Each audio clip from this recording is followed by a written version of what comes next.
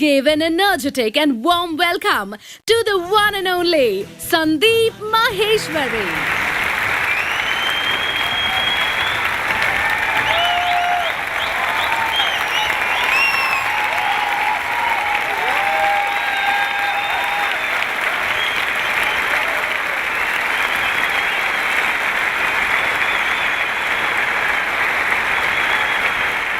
Good morning, everybody! It seems there is a slight problem. Let me check. In this year's budget of India, how much is the tax on being happy and excited? Nil.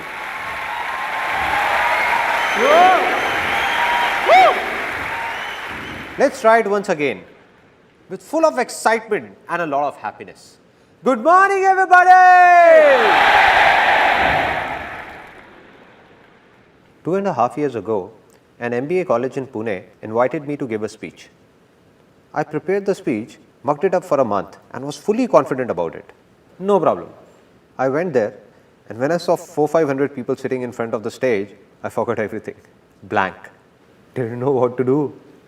Then I took that page out, the one with the speech written on it, and entered a room right behind the stage and started mugging it up as quickly as I could. Just then, a girl entered that room. She asked, "So what are you doing here? You have a speech to give." I said, "Yeah, I know, but I'm just fine-tuning it." She could sense what was going on. She asked, "So are you nervous?" I said, "Nah, do I look nervous? What are you saying?" She just folded her hands like this and asked, "So you're not nervous? Then what are you doing in the ladies' toilet?"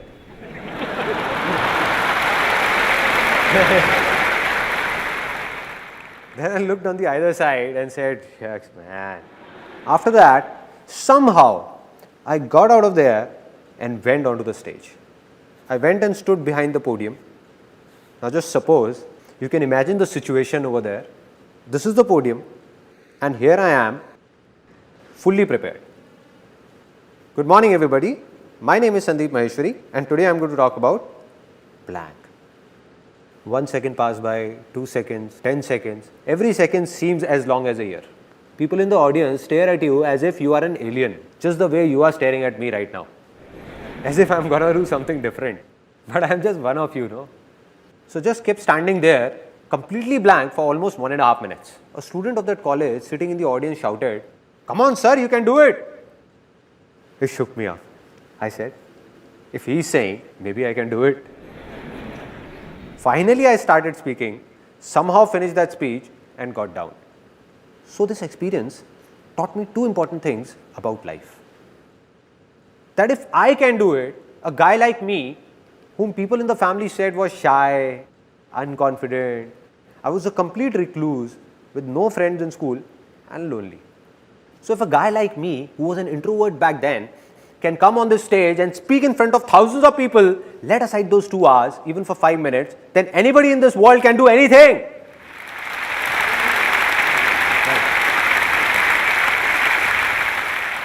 This was the first thing. And the second thing I learned made me swear to myself, never to mug up anything. So everything I'm going to speak today, I have no pages in my pocket. No mugged up matter. No preparations. I have no clue what I'm going to speak about. I'm not going to do this seminar from here, but from here, from my heart.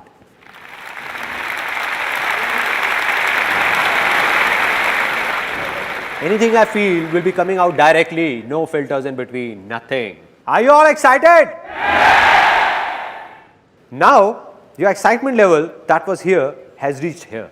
I'm going to make 3 such big commitments that your excitement level will surge from here up there, right through the roof. Okay, the first commitment, that this day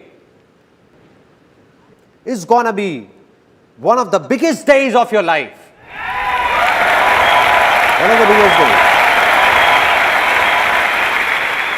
And you won't be able to forget it. Never. And I'm not only saying this, I'm making a commitment in front of thousands of people whom I don't even know. And even if a single person says that this day was not that big or was not that good, then he or she can let me know at the end of this seminar and I'm going to apologize to that person in front of everyone for wasting his or her time. This was the first commitment. Now the second commitment. A lot of you people sitting here would be thinking, Okay, there must be something in it for us, but tell me what's in it for you? Why are you doing all this? What's the catch? Wherever you would have seen the word free written, it has a small asterisk on top of it. Really small, the one nobody notices.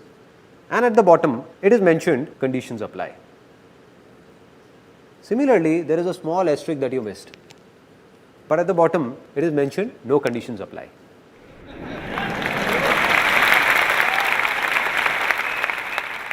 Which means, be it today or any day, I'm never going to talk about or even ask for a single penny from any one of you. No profit of any kind, neither direct nor indirect. Not now, not ever. Never. There is no profit, but there is a reason, which you will know as the seminar moves further, that what is it, that what it is. And it's a big one. Final commitment, the third commitment. It's less of a commitment and more of a surprise that today, this seminar, this is the last seminar of my life, the last life-changing seminar. And there is a very big reason behind it, which I'm going to share with you at the end of this seminar, for this being my last seminar. Now, after making these big commitments, let me tell you in brief what's going to happen today. How many of you want to be successful? Yes. Now, out of these, how many believe that they are already successful? That's it. What's going on? I can prove right now that all of you are very successful. How many of you know driving? Out of you, how many ride a two-wheeler? So all of you who ride a two-wheeler, like you said, where do you ride this two-wheeler? Delhi. In Delhi. And many of you in different parts of India.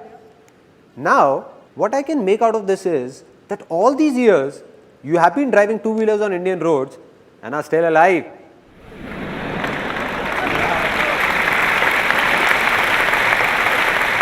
Isn't this a success? Yes, it is. And if somebody has a doubt, then just ask a foreigner to come here and ride a two-wheeler. Ask him. Let me tell you what will happen. The very next day, not even 10 days, the very next day, there will be candles lit in front of his photograph. They don't put garlands, no? And somebody would come and ask his mother, I'm so sorry, how did this happen? And his mother would say, he made a big mistake. He didn't jump the red light.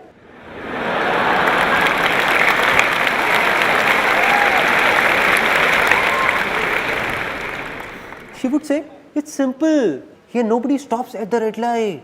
People keep driving till the time the person from the other side whose signal is green doesn't make a gesture like this. Where? Where are you, brother? Where? Till that time, don't stop, son, don't stop. Just keep driving, keep driving, keep driving. But he didn't understand all this. He applied brakes and stopped at the red light. He stopped, but the bus behind him didn't and took him along. Which means that in his own life, back in his own country, he might be very successful in many things, but driving in India, he failed and failed miserably. But you all are successful. So what is the problem? The problem is that with time, the definition of success changes. There was a time when driving was a success. Now after learning how to drive, definition changed. Getting a degree was a success, right? After that, it was to get a good job or do a business. That also happened. Then success was all about getting married. It's not right to laugh at other people's mistake. Well, anybody can make a mistake. So marriage also happened, which means that if I start making a list of things you all are successful in, the day will pass here itself. Even of a single person, you all are so successful. But the only problem is that you don't believe in it. Believe in it and you will realize it.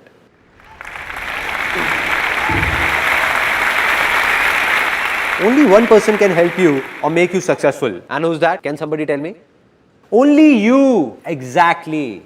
So this is what's going to happen today. All I'm going to do is make you remember that in those 90% things in which you are already successful, what did you do at that time? And once you recall those methods, the remaining 10% things in which you are stuck, all you need to do is simply apply these methods there also, and you will succeed in them as well. That's all. It's that easy. Now, there is a slight problem before we take this seminar forward, which I am not going to tell you, but show you, and you will tell me what the problem really is. Now, this is a box, and I want to put these balls in it. Now, let me give it a try. Oops, sorry. I didn't notice it.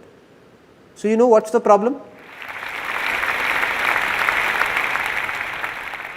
This box, imagine this box to be your mind, closed by a lid of your beliefs, everything that you would have heard and believed since childhood. So, the moment I am going to say something that's against those beliefs, suppose I say something and you believe in something else, you will think he's crazy, let him speak. So, nothing's going to enter inside. So, what to do? Open up your mind so that something enters inside. So, I request you all to open up your mind for the next 1.5 hours, let it fill up with what I say, then sit back and analyze what's useful and what's not. If you think something is just trash, just throw it out. And if you like something, keep it. But at least for the next 1.5 hours, just try and understand what I am trying to say. Only then will something happen. Only then it will be worth it.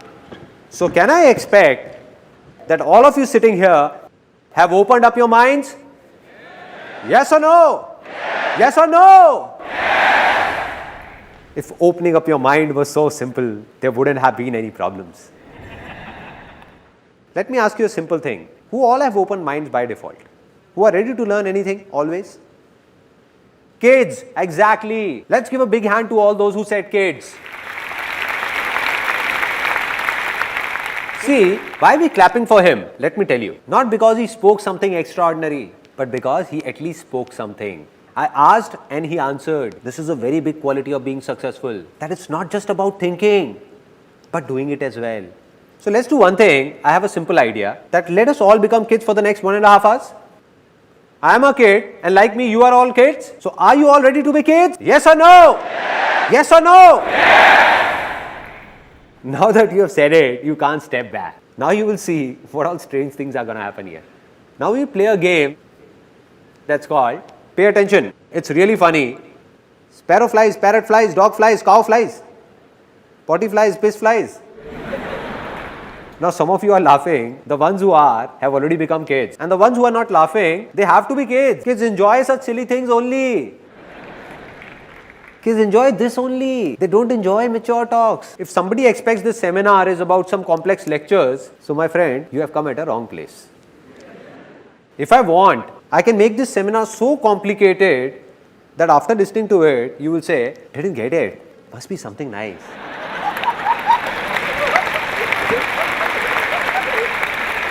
But no, what am I doing? I'm just sharing my life's experiences with you. My life is easy, so I'm going to tell you how is it easy, why is it easy, and how can you make your life easy, not complicated. So, I'm going to ask you a simple question, and if your answer is yes, then put your hands up. If it's no, keep your hand down, and if there is a doubt, then stick it up till here. Alright, simple. First question. How many of you are male? Oh, some have not raised their hands till now.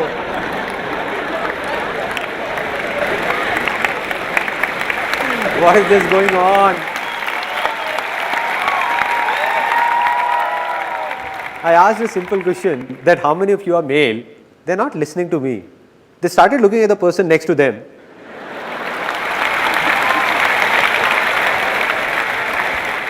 They are looking at his moustaches. That he also has moustaches. Looks like he is also male. Why is his hand stuck here? Maybe it has to go up till here only. It's a simple straight question, nothing complex. That for whom have you come here? For the person next to you, for me, or for yourself? For whom? So my dear brothers and sisters, except my wife.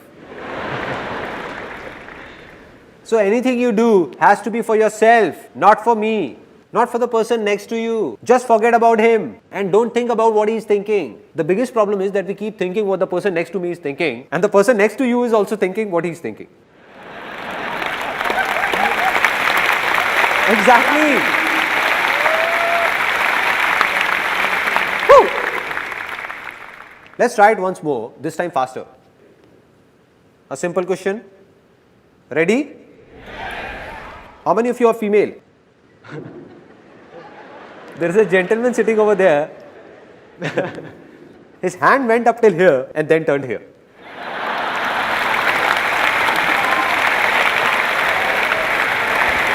How can I make a mistake? There is no doubt. I am not a female. Have still not become kid, no. Still, there is something inside. Once more, we will do it again fast, real fast. How many are male? Female? Male? Female? Female? Female? Male? Male? Male? Female? Male? Female? Male? Female? Woo!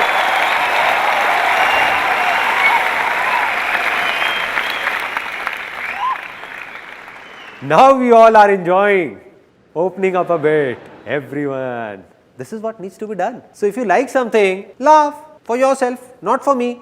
The problem is that a lot of people, when at home, while playing with kids are fine, but outside, don't know what happens in seminars, at public places. And then there are a lot of people who don't even laugh at home. Their laughter, struck by the hard times of life, gets stuck. It stops. So I have given a name to such a laughter, and that's constipation smile. Meaning, stuck up smile. They feel like laughing, but don't want to open their mouth. How will it come out? Let it out. Don't suppress your laughter. Let it out. Out. There is no point stopping it. No point. So do what you feel like doing, because this day is not gonna come back. This day is not gonna come back.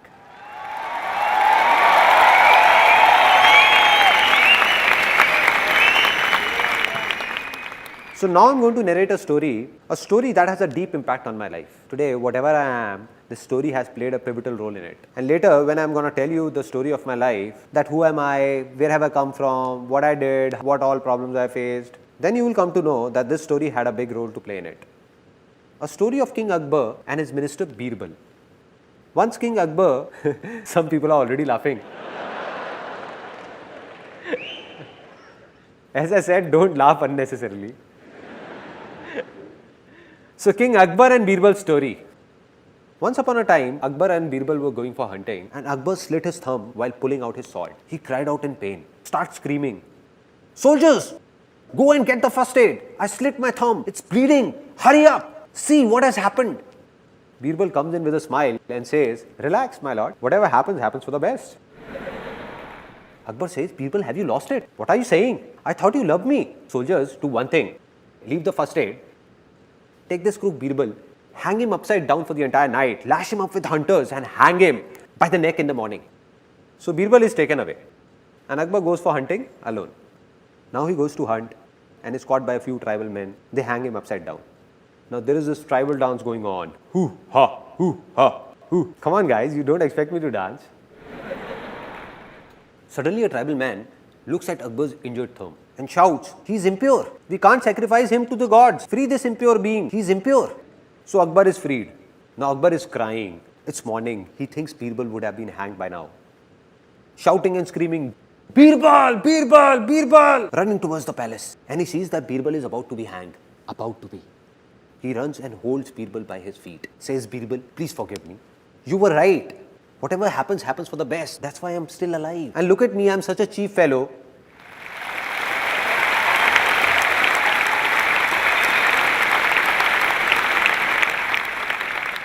And look at me, I'm such a cheap fellow. What have I done to you?" But Birbal, all thrashed up, still insists, "No, my lord, whatever happens, happens for the best." Then Akbar, it's not over yet. Then Akbar is shocked. He says, "Birbal, are you nuts? What are you saying? What could be good in it for you?" He says that if I would have gone ahead with you, they would have sacrificed me instead.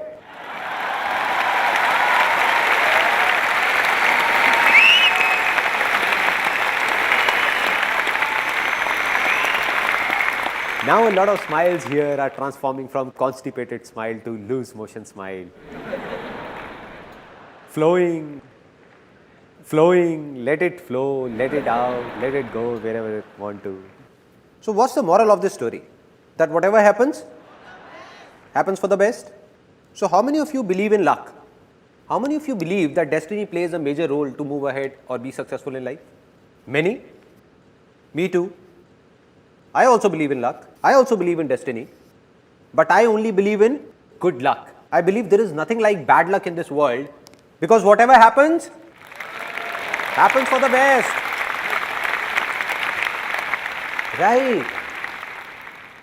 It means that even if something bad is happening, it seems to be bad. It is not actually bad. It seems bad at present, but in future we realize that it was also for the good.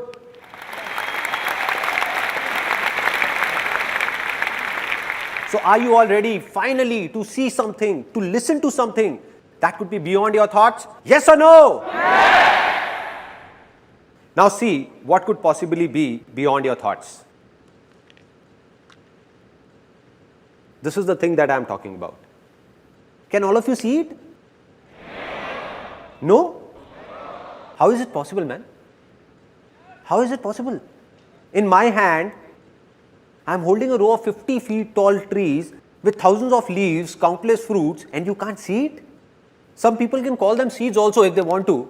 Did I say something wrong? Are the tallest of those trees not hidden in the seeds?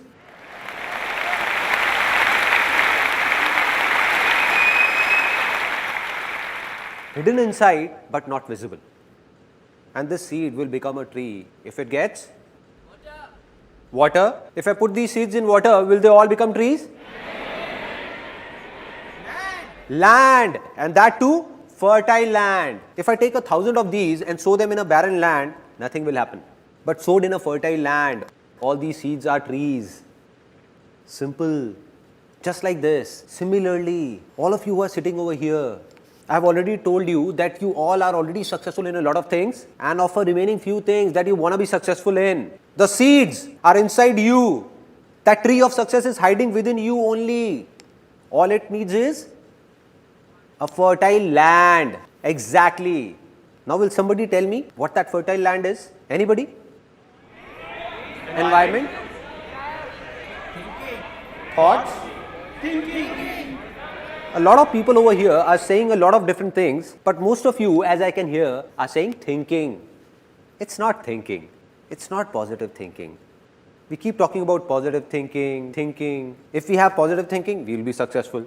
In a single day, in everyone's mind, it has been proven scientifically, more than 60,000 thoughts emerge. So anybody, no matter how big, how powerful, or how evolved, he cannot control his thoughts even if he wants to. So it doesn't make a difference what you think. It doesn't make a difference what you speak or listen to. All that matters is what you believe, because what you believe, sooner or later you become.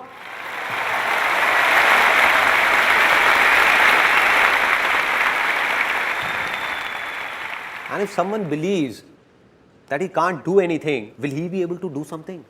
No, never. And if someone believes that I can do it, then nothing in this world can stop that person. Yes or no? Yes! So simple, so simple. So what am I saying? I'm saying something big that might hurt a few people. That all of you who are sitting here, more than 90% of you don't even have a land that's fertile enough to sow the seeds of success in. That very land is infertile. Strange to hear, na? Okay, I'll not comment on you, rather share my own experience. Till the time I turned 18, as a kid, I believed I could do anything. But by the time I started growing up, grew up, there came a stage in life where I believed that I'm good for nothing, which means my land became infertile. So why did this happen? Where did it all begin? It all began in childhood.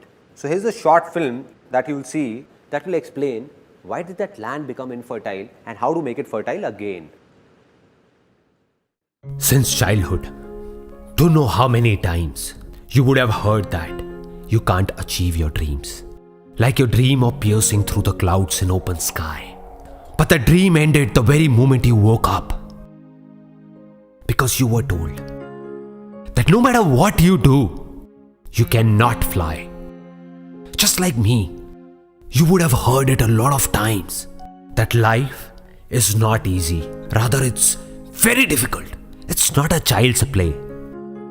What if I tell you that all those people who told this to you were intentionally or unintentionally lying about it?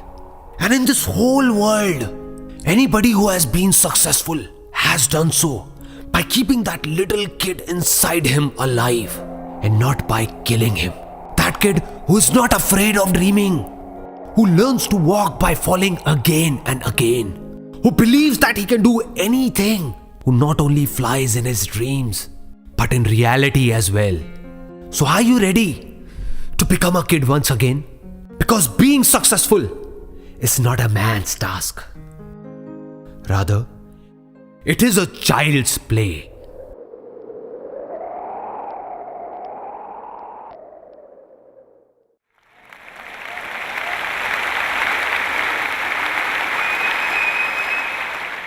Isn't this film a bit strange? What we hear in our daily lives is a lot different. There, anybody who is successful or not successful says the same thing, that being successful is very difficult. One has to go through a lot of hardships, lot of pain. Like success is very, very hard to achieve. That he who is successful must have done something radical. But what am I saying here? That being successful is a child's play. What will happen if within the next few minutes, all of you believe in it? Because you already know it. I am saying believe in it, not knowing it. If you believe in it, that being successful is a child's play, what will happen? You will become successful. Right? So let me tell you what happened that made my land infertile. Which means I wanted to be successful.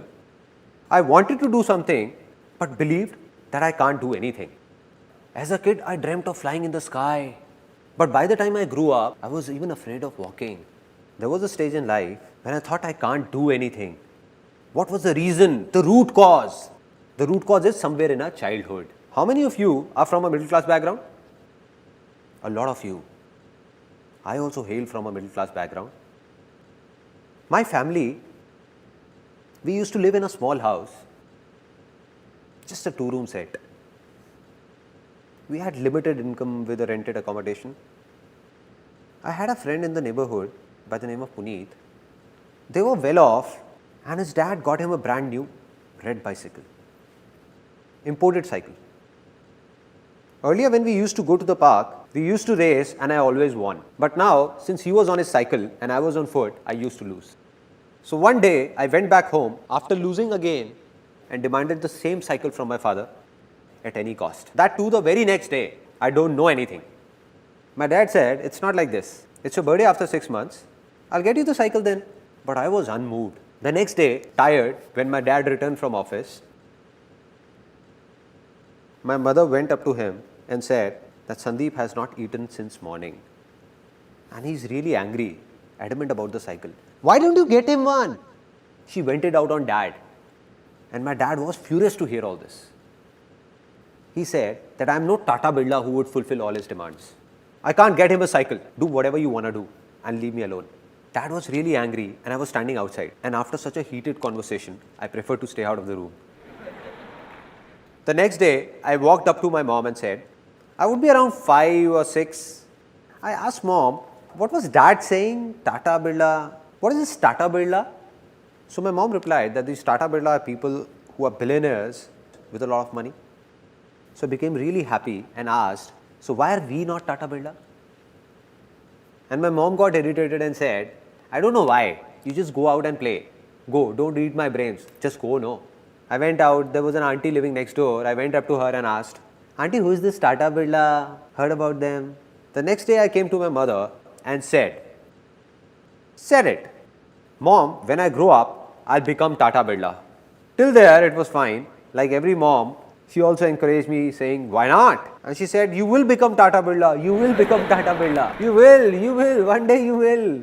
But the mistake she made was, right now my mother is sitting here. So what she did was, she told everyone in the family, all my uncles, aunts, friends and relatives, that Sandeep will become Tata Birla. My son will become Tata Birla. Now what happens, like if there is a marriage or an event in the family, when people get tired of singing and dancing, no, they need kids for entertainment. True? Right? Kids are called. Come here kid, come, recite a poem. Okay, tell us, do you like your dad more or mom?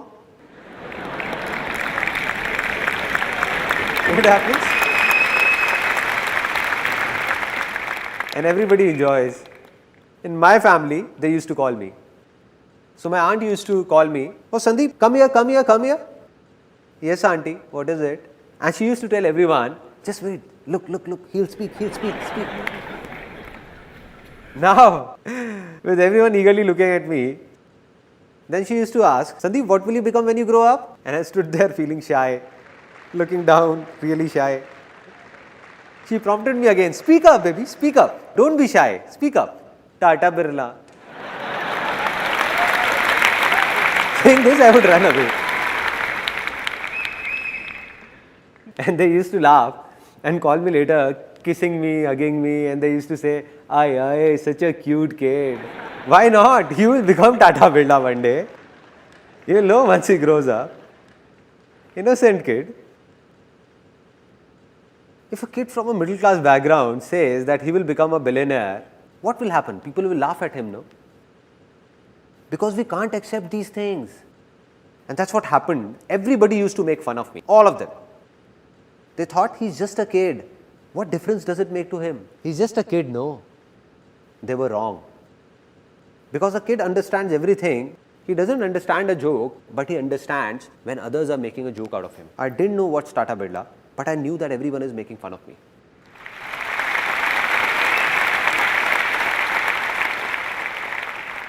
And who are these people? The same people who are my family, the ones I trust, who are dear to me. So I thought that if all of them are saying, then maybe they are right. How would I know? I'm just a kid. And by the time I grew up, there were many such incidents and talks. So by the time I turned 18, all I desired was a salary of 10 to 15,000 rupees. That's it. I still remember when I was 18 or 19, I went to someone for a suggestion. Every family has a person or two whose advice everyone seeks, right? Isn't it? Some of you are laughing. It seems they got the same advice as I did. So I went fully prepared, thinking that I'm going to this influential person, and if I goof up anywhere, then my family is not going to support me. So I went fully prepared for it. Fully prepared, thinking what he might ask. He asked me 10 things, saying, what if this happens? What if this? What if this? What if this? Since I was fully prepared, I said that if this then this, if this then this, if this then this. When I answered all his questions, he said that, listen kid, all this you're saying is very impractical and it can't be done. And I asked, why can't it be done? Can you please explain why can't it be done? He got irritated because he was at a position where a kid who was a nobody came and questioned him that why is it not possible? So his ego took a hit and he said that, listen boy, you don't know anything about it. It's easy to say but very difficult to do. How many of you have heard this dialogue? Everyone. And that too, how many times? Have you ever wondered the impact of this simple dialogue on our minds? Or on that land that I was talking about? This word difficult is also a seed. Just like the seed of success that I was talking about, this word is the seed of failure. Anything in life, if you keep saying it's difficult, then after some time you will end up saying, it's impossible, it can't be done, the end. So this word difficult, what has it done? It has tied down. It has tied down each one of us like a rope does. Just like an elephant in a circus who was tied with a rope when it was small. So that baby elephant tries very hard to snap that rope. It keeps trying, but can't break free. It doesn't have the power to do so, can't snap it.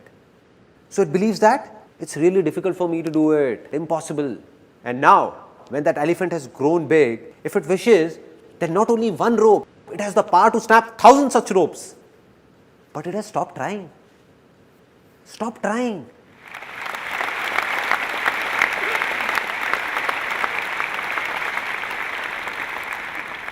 If someone sneaks in and whispers in that elephant's ear, that dude, you have the power, Just give it a shot. You can do it.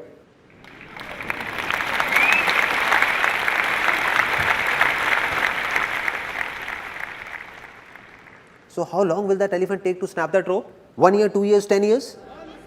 1 second. Not even 1 second. This is what happens. All those beliefs which are based on a lie take years to be formed. But snap in a second. Second.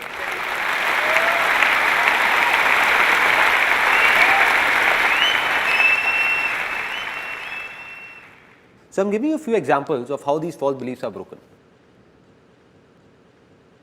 For centuries, man believed that the earth is flat. It's flat, flat. For thousands of years, people used to say it's flat. Then suddenly, a few years back, a scientist discovered that the earth is round. And what did everyone start saying? That the earth is round, round, round. Which means that belief took centuries to be formed, but collapsed in a second. The moment it faced the truth, it was gone. Similarly, all such beliefs are based on lies. All are lies. The moment they face the truth, all of them will collapse. And sometimes when they collapse, when they face the truth, some people get shocked while others take pleasure in it as well. Like it happened with one of my uncles. He had made a belief of his own, that my son is going to marry a girl of my choice.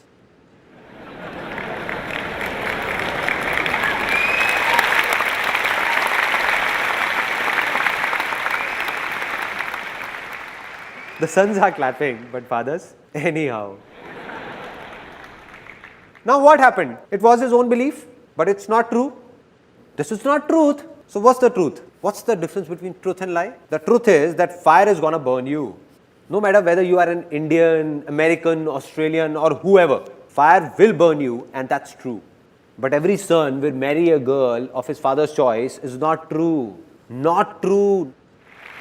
Not at all true. He just formed it. So what happened? He made a complete plan that as my son grows, I'll do this, this and this to find a suitable girl. And there was another thing in it that I'll make him do MBA from London. And once he does MBA from London, it will look nice on his biodata for marriage that the guy has done MBA from London. So that guy was sent to London to do MBA. And when he came back to India, he got married, and that too, to a guy.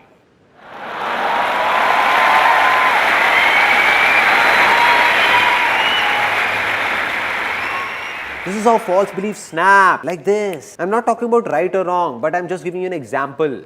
How these beliefs shatter. And in the same way, all your beliefs formed by you, which are stopping you from moving ahead, that have made your land infertile, are going to be shattered in the next 20 minutes. All of them. All of them. All of them.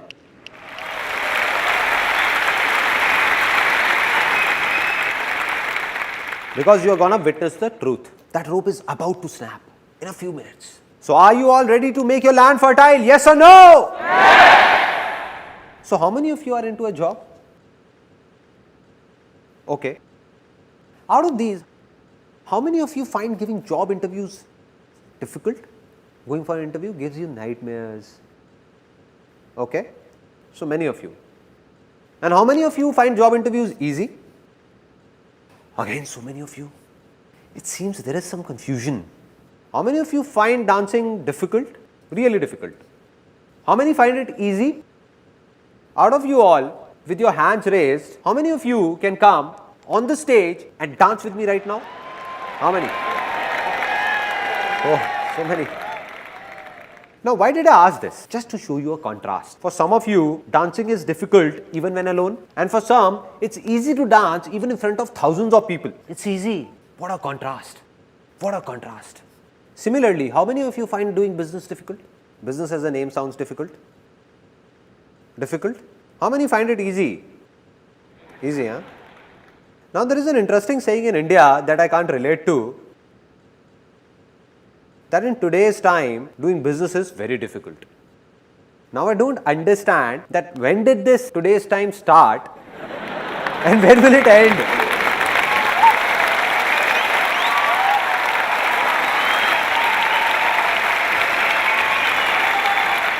In what time is this today's time gonna go on?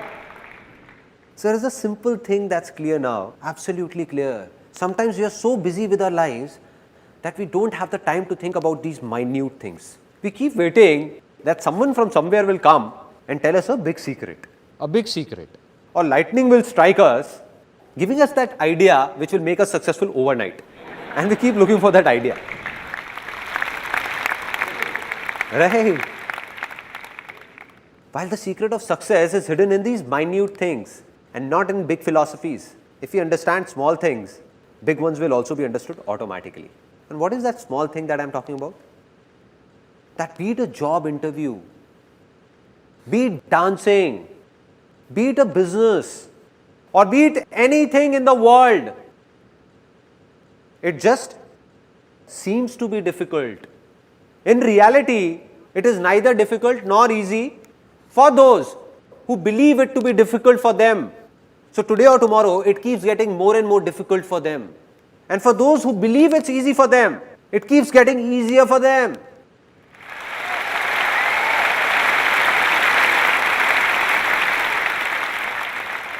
So there are a few things that seem easy to you.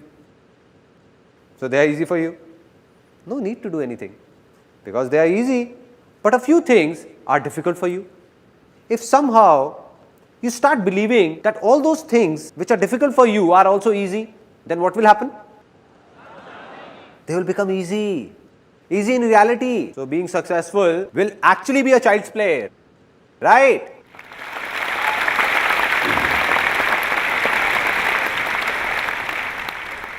Now, let's get down to the basics, the roots, and see what is really happening down there. That all these beliefs, from where are these being formed? All these false beliefs, how were they formed? Till the time we understand this, how will we break them? Now, out of you, how many of you have heard, see no evil, say no evil, hear no evil? Everyone.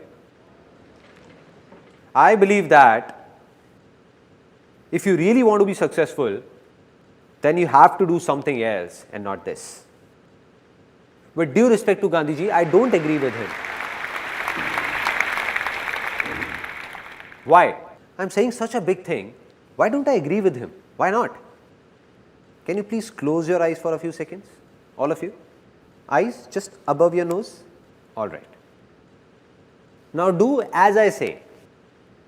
Do as I say. Don't think about your mother. Please don't think about your mom. You dare think about your mother. And your mother's photograph should not flash in front of your eyes.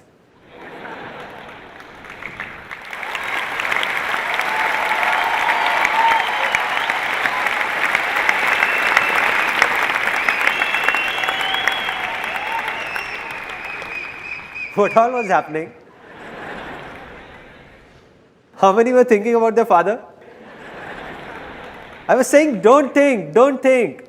But even then you were thinking just about her. See, here is an interesting fact that how does a mind work? See, our mind cannot think in words. It can only think in images. It can only think in pictures. For example, I am saying terrorist. Whose image comes in your mind? Kasab.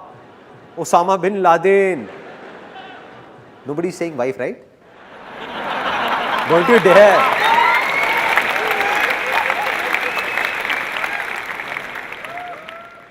Such images come to your mind. Mother Teresa. What came in the mind? A good image. Peace, right? Zupta. Any image in the mind? ZXY. Any image in the mind? ZXY. Any image? No? Nothing? It means that our mind can't think in alphabets. It can't think in words. It can only think in pictures. Pictures.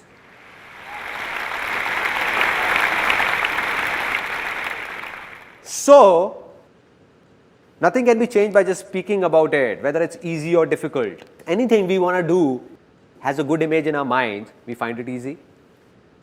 And if it's bad, we find it difficult.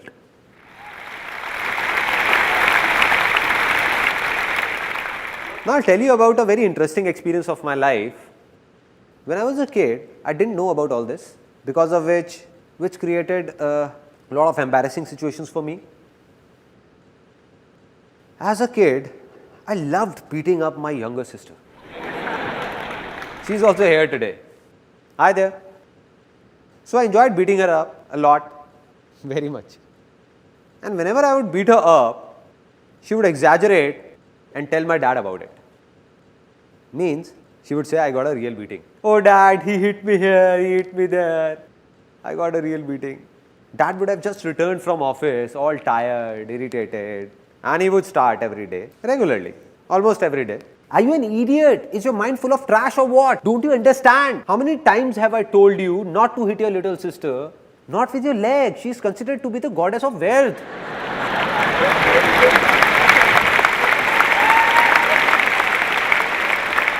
But I never got it. At that time, when dad would be scolding me, I would look down and apologize, sorry, and the next day again. So there wasn't a problem till the time dad was scolding me. Problem began when mom entered the scene. Mom came and she used to pamper me a lot. She used to get scared looking at my dad's high temper. And she used to come and dad would be scolding me. She used to come and say, don't get angry, poor kid, spare him, don't get angry. And as mom started saying this, dad, who would be scolding me till then, would suddenly start beating me up.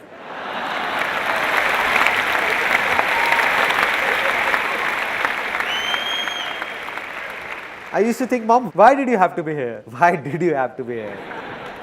The more she used to say, don't get angry, dad would say, don't get angry, Thor! He deserves it, Thor! Don't you dare! Never do it again. I couldn't understand it back then, but today I can understand the problem. Problem is that our mind doesn't think in words, but in images. The moment mom said, don't get angry. So what happened? The image of anger came in. Don't. Any image of don't? Nothing. Get. Yes, do it. So,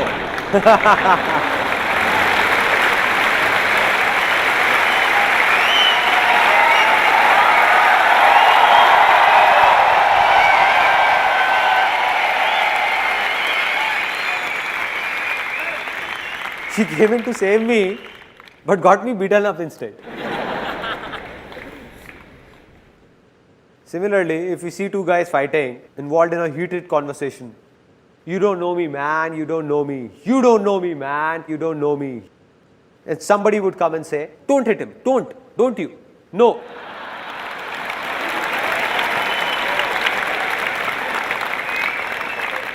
Not this brick, no. He picks up the brick and bang, bang, bang. So, I say, see no evil, say no evil, hear no evil. If this is not to be done, then what else needs to be done? Very simple. Just say, see good, say good, and hear good. Right?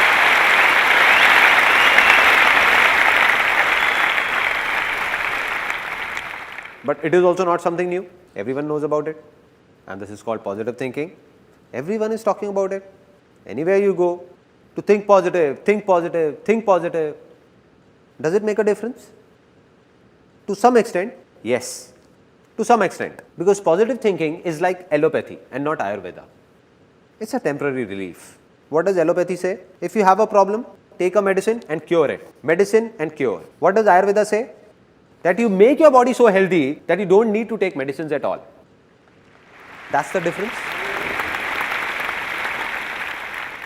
You will read a positive book or go to a pleasant place, the effect will last for some time. It's absolutely true, and it applies for this seminar as well. That its effect will last only for some time. A few hours, a few days, or maybe a few months. And after that, back to normal life. Back. And what's the reason? I've already told you that anybody, no matter how evolved, he can't control his thoughts because in a single day, more than 60,000 thoughts cross by. And if you seriously want to do positive thinking practically, see, here is an interesting fact. Then either you have to go to a mountain and leave this world. No newspaper, no television, no talks, nothing at all. Just go there and control your thoughts. This one is positive, nice. This one is negative, oh no. Negative. So, I do believe in positive thinking, but not that much. It has its own role, but a very small one. It can't remove problems from the roots. The second solution is that there are a lot of negative words in the dictionary. Remove them all from your vocabulary. Means you don't have to speak them. Because if you only speak positive words, something good will happen with you. But are these two things practical? Practically doable? Is there someone who says I can control all my thoughts? Anybody? So what needs to be done? What's the solution? It's simple. If I tell you to let those negative words in the dictionary be, don't remove them. Don't control your thoughts as well. Just take one word that is the root cause of all your problems and failures. The root cause.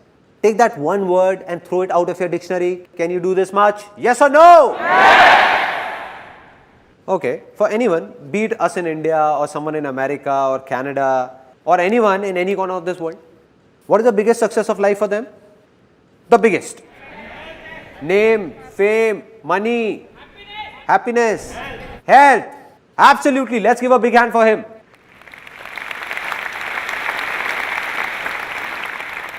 No success is bigger than health. A man with a lot of name, fame and wealth, but without health, is he any good? All is waste, no use. No success is bigger than health, and we all know it. Nothing new in it. So how many of you genuinely want to stay healthy? Everyone. Out of you, how many know that the best way to stay healthy is to get up early, go to a park, do yoga or do jogging? Everyone knows. So now how many of you are actually regular? That's it. Hardly 1% or 2% people. Now see, the problem is that we all know these things, but when do we remember them? About health, to stay healthy. The time we are sick and visit a doctor or visit a relative or a friend in a hospital, when the doctor warns us that either you do something now or the Almighty will do it. Cholesterol levels, man. Right. And then suddenly we wake up saying something needs to be done now. And from that very day, you make up your mind that from tomorrow morning 6 o'clock, I'm going. Everything is planned. Left office on time. Thinking I have to go, I have to go, have to go, have to go, have to go. It's around 10:30 in the night and you're feeling sleepy, trying to sleep, lying down, eyes closed. You know to wake up early, you need to sleep early. Just then, you heard your famous TV soaps tune. Na na na na.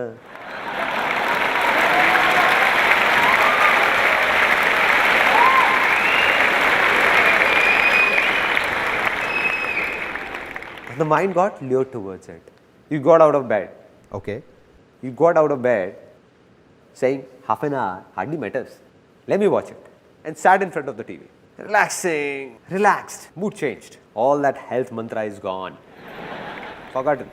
It's around 11 o'clock, now again surfing channels, got freshened up, and by the time you came back in bed, it's 12 a.m. It's 12 o'clock. Now, when you lie down to sleep and you're about to sleep, what's going on in the mind? The thoughts that it's 12 already, getting up early is really difficult. And as soon as you think this, the mind, what it does is, it starts working as branches of trees. You give it a signal, it will make 4 branches come out, then 8, then 16, then 50. It means that the moment you signaled that getting up early is difficult, the mind will bring forth 1,000 reasons as to why is it difficult. 1,000 reasons, which will not be true, self-made by you only, created by your own self. Like, for example, the mind will be saying that, dude, I have tried it earlier as well. Nothing has changed. Nothing is going to happen now as well. So, no use. The second thought will be, I tried getting up at 6 a.m. earlier as well. I somehow woke up, but the eyes didn't open. Got hit by a side table. And this knee still hurts. Strange thoughts will come to the mind. Strange thoughts. That if I wake up early, like I'll feel sleepy throughout the day in office. And then what will you do? Change the alarm from 6 a.m. to 7 a.m. Saying getting up an hour later will hardly make a difference. Now you're remembering because you have said it's difficult. So the mind is giving you reasons. That you read an article in a newspaper which said that a minimum of 7 to 8 hours of sleep is a must.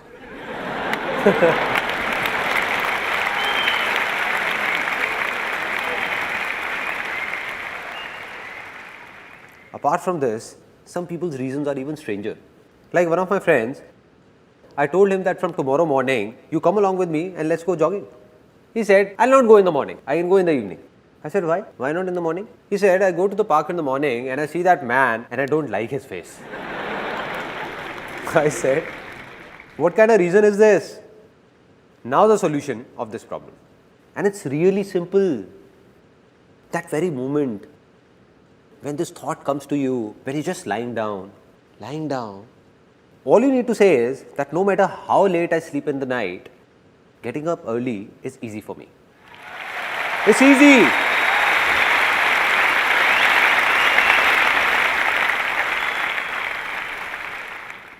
Now you know what will happen? Really? The moment you will say it's easy, a voice inside you will say, are you crazy or what? How is it easy? Because we aren't used to it. Then you will say it for the second time, it's easy. Then for the third time, it's easy. Getting up early is easy. The moment you say it 3-4 times, your mind will give you 1,000 reasons that will prove it's easy. It will go in the opposite direction.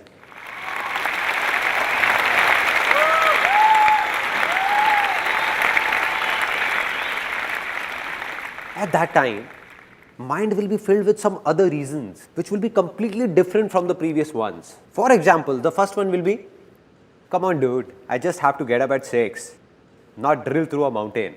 Earlier also so many times I have caught a train, and to catch it, I woke up at 4 in the morning, 4 a.m. and that too on my own. 5 minutes before the alarm went off, I woke up myself. I can catch the train again even if I miss it. But where will I get this body from once the health is gone?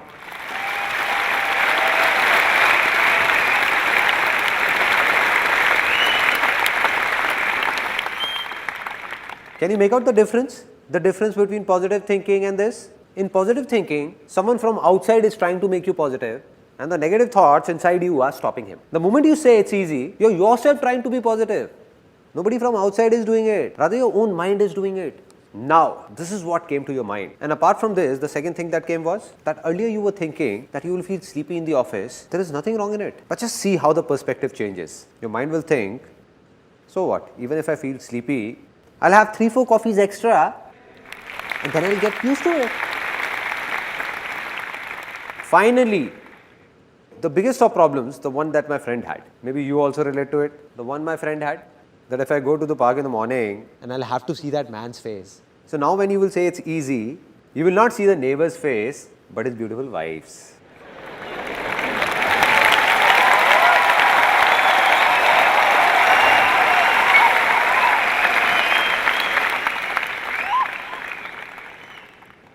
It's that simple. This is it. Be it the smallest to the biggest of problems of your lives. Just take these 2 words and stick them up with all these so-called problems.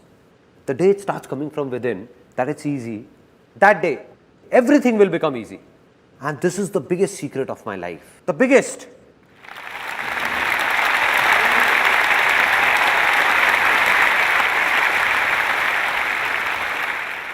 There was a stage in my life when I thought that I'm good for nothing. I can't do anything. Nothing at all. Went to a call center for an interview, don't know where all I went, did what not, but didn't get a job. It was a stage that if someone would have offered me 6,000 rupees for which I would have to work for 12 hours, slogging for the entire day, doing heavy loading jobs, I was ready. There were such major problems in my life. At that very time, an exactly similar moment came in my life. The same moment that's going to come in your lives in some time. When I watched someone, just the way you are watching me now, I saw someone who appeared to be just like me. Exactly like me. 2 eyes, 1 nose, 2 ears. I said he looks just like me. And when I heard him speak, a voice came from inside me. Nobody said anything, it came from inside. That if he can do it, so can I. If it's easy for him, then it's easy for me as well.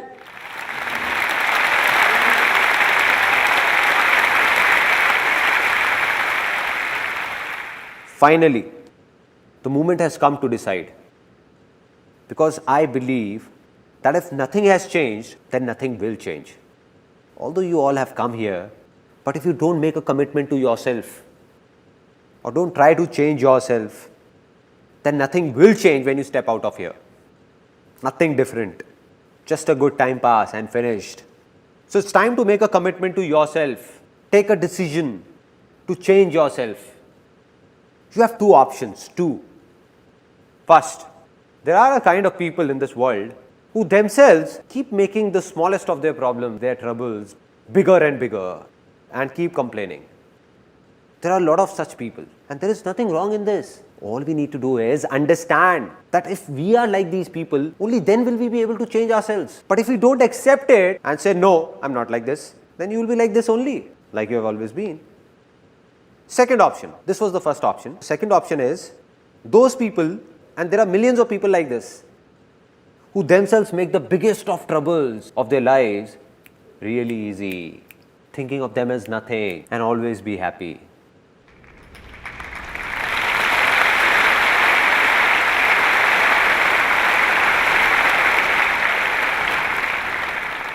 So what have you decided that from now on, will you be happy or just complain? Be happy. Now, the moment I was talking about has arrived. I'm going to ask you a question from the bottom of my heart, and the ones whose inner voice comes out, for them, the land has become fertile. Fertile. Anything that was past has passed. Let it pass. But today, do you believe you can change your future? Yes or no? Yes or no? Yes or no?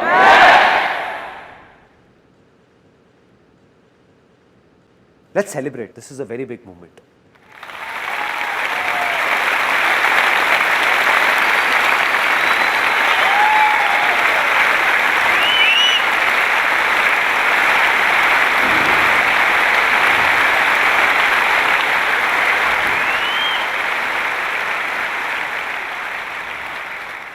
And I'm not just saying this, I can give it to you in writing, signed if you want. That life will not change for the ones who said yes or decided from the bottom of their heart yes. For them, life has changed, already changed, already changed.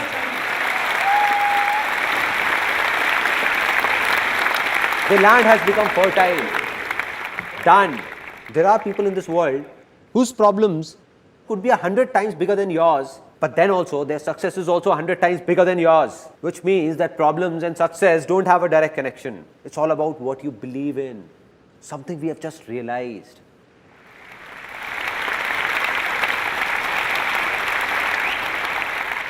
Now, just a small task to do. The land has become fertile, but no matter how fertile a land, if you don't take good care of it, what will happen? It will be barren again, back to being infertile. So what we need is a plow to keep tilling that land. A plow. And now what is that plow? It's easy. Exactly. Don't underestimate its power. It has changed my life. What needs to be done is that anything you want to do in life but believe you can't do it, just attach these two words. It's easy. And then see what happens. I'll give you an example what happens. How many of you are students? Okay. Many would be engineering students also. How many are engineering students? A lot. Now what happens inside an engineering college? Leave alone the top engineering colleges like IITs, other top colleges, number 1, number 2, but not many students get admissions in these. And they get admission in a college which is not highly ranked. Now what's the general discussion in that college? And after taking admission yourself, you're cursing that college all the time. This college has this problem, that problem. You're told about so many things while taking admission, and now they're not doing anything. This is bad, that is bad, that is bad, and the worst is the placement cell of this college. All the students, all of them are saying that a degree from this college, leave alone any MNC, will hardly manage to get us a rupees 6,000 job. Right? This is what happens. Such strange talks are going around everywhere, and we also start doing it. What you need to do is leave aside everyone else. Whatever they do, if you want something different, something good to happen to you, then you'll have to say, to hell with the world, I'll pass out from this very college, and to get a job in India's top multinational company for me, it's easy.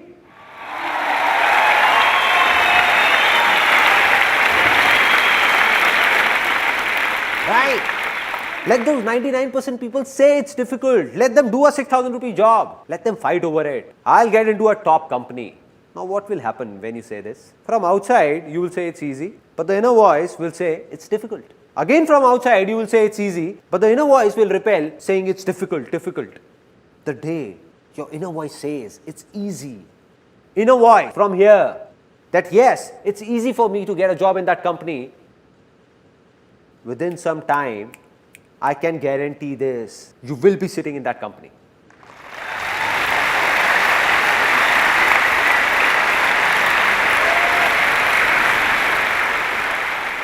And this is not something theoretical that I am saying. Practically, you pick up any big company of India or world for that matter. Have all the people working there passed out from top colleges? No! More than 80% of them have passed out from colleges ranked lesser than your college or similar to your college. So my dear friend, if 80% people can do it, then why can't you do it? Right? When you say it's easy, then you will see millions of people who have passed out from even lesser grade colleges and have opened up massive companies in their own names. Right? Right? Now, till here it's clear, our land is fertile, we have got a plow, but if we keep sitting and just say, it's easy, easy, will something happen? Nothing will happen. Means something needs to be done. It's time to do something, to decide what needs to be done. Without this, nothing will happen. Now, this is where a lot of people get stuck. Some say, there are a lot of options, what do I do? They say there is a confusion, what to do, what not to do. Many of you. And then there are those who say, we don't know what to do. We don't have an option, zero option. Right? Two kind of people. And now, to decide what to do and what not to do, saying it is easy, but doing it is? Some of you said it's difficult. It's easy, right? See, there are only two options. Only two options. Very simple. First, to listen to your outer voice. And what is this outer voice? What others say. What others do. What did he do that made him successful? What is he doing? Or asking for advice from someone. Like what should I do? Or what career to pursue? Once a guy came to me and said, please tell me an interesting business to start. I said, these days, space tourism has great scope. I said it very seriously. He asked, what is it all about? I said, nothing, you just buy a rocket, take people in space and take them to moon. He said, why are you joking, man? I said, who started it first?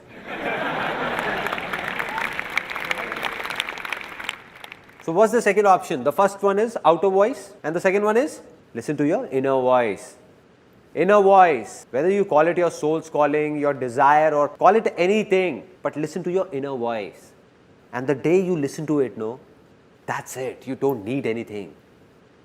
A simple example, real life incident of every house. There is a kid who has just one passion, to open up and reassemble his toy cars. Open up and reassemble, open up and reassemble. That's it. And that's all he enjoys, nothing else. Now gradually as he grows up, now he's fond of computers. He keeps opening and reassembling them. TV, electronics. Now he turns 18 and it's time to take a call. What to do and what not to do. Now his inner voice says, go for engineering. Engineering.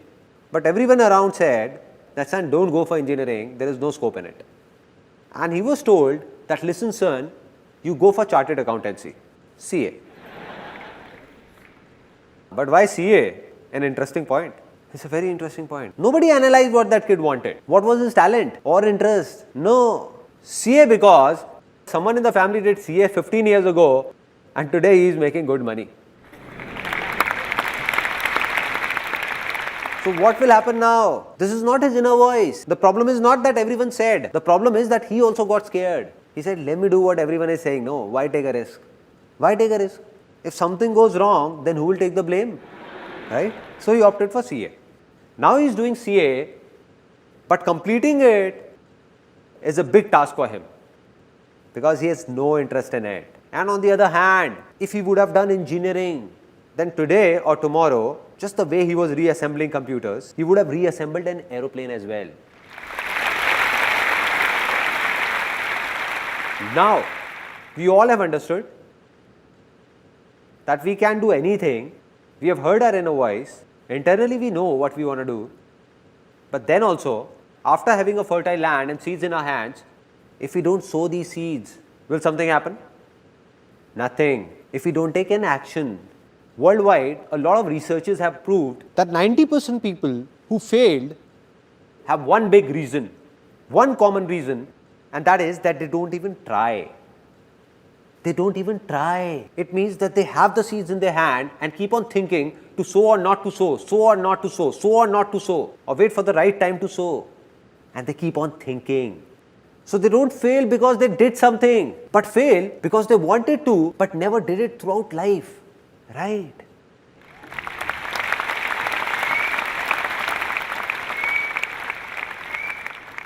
Now we understand that the problem is not taking an action. Let me ask all of you, why don't we take an action? We know we have to do this, still we don't do it. Why? It's one word, one word. Fear. Risk. And that's completely genuine. I'm not saying it's wrong. It's completely right. Because we are not alone.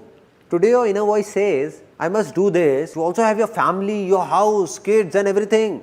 How will you do it? There is a risk involved. Rubbish. All rubbish. I don't buy it.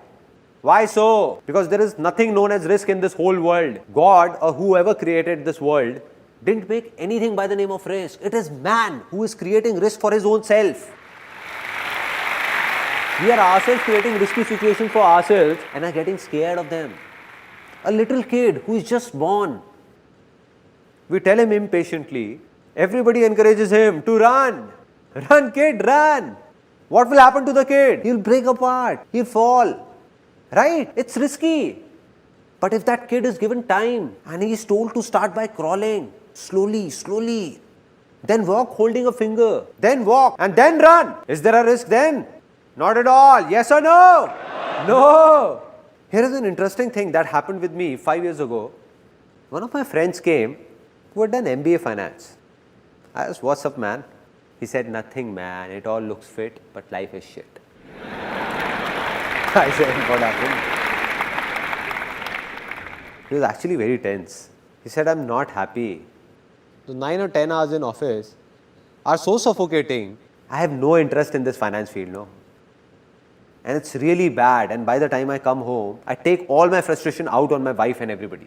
I just lose it and get irritated. I said, okay, it seems that you need to do something else or think of something else. So he said, that's why I have come to you. And I asked, what have you thought of? He said, man, but will you be willing to help me? I said, come on man, just say it. I'll do whatever I can. So he said, I think I should learn photography just the way you did. Will you teach me? I said, that is fine, I'll teach you, but why do you want to do photography leaving finance aside? Why photography? Any reason? He said, because you do photography and stay very happy. I said, great, so it's decided. You come to my studio from tomorrow, I teach you photography, but do one more thing from tonight, start eating bitter gourd as well, some fresh bitter gourds, nicely cooked. He said, what are you saying man? I said, it's clear, no, it's clear. I stay happy by eating bitter gourds as well. So do everything that I like to do.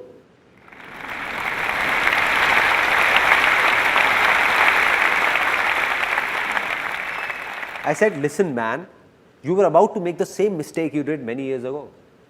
I said, I'll make you see 100,000 photographers, 100,000 who do photography like me and are not happy at all. For them, photography is just work, nothing else. And I said, I'll show you 100,000 people who do what you have been doing from the field of finance and are very happy. Very happy. It means that no work is interesting or boring in itself. It all depends on your interest. What do you like? Anything that is from inside is good for you. And if not, then it's all waste for you. And so he got it somewhat. He said that I don't get it. All this inner voice thing and what all you say. How to listen to my inner voice? There is no inner voice inside me. It's a genuine problem. Now there is no voice, what will you do? I said, look, I'll make it simpler for you that how to listen to your inner voice. Any such work that you can do without getting tired, non-stop, 12 out of 24 hours in a day, without bothering about money, whether earning more or less, and still be happy about it, that is your inner voice.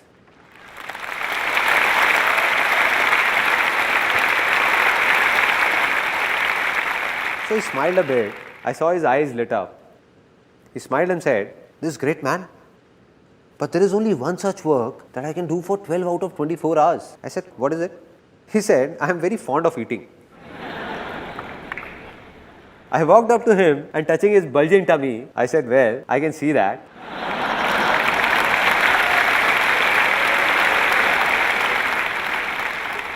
I said I would have known it anyway. He said, "Come on, man, I'm serious." I said, "Okay, tell me now." He said, "What I mean to say is that I'm not just fond of eating, but cooking as well.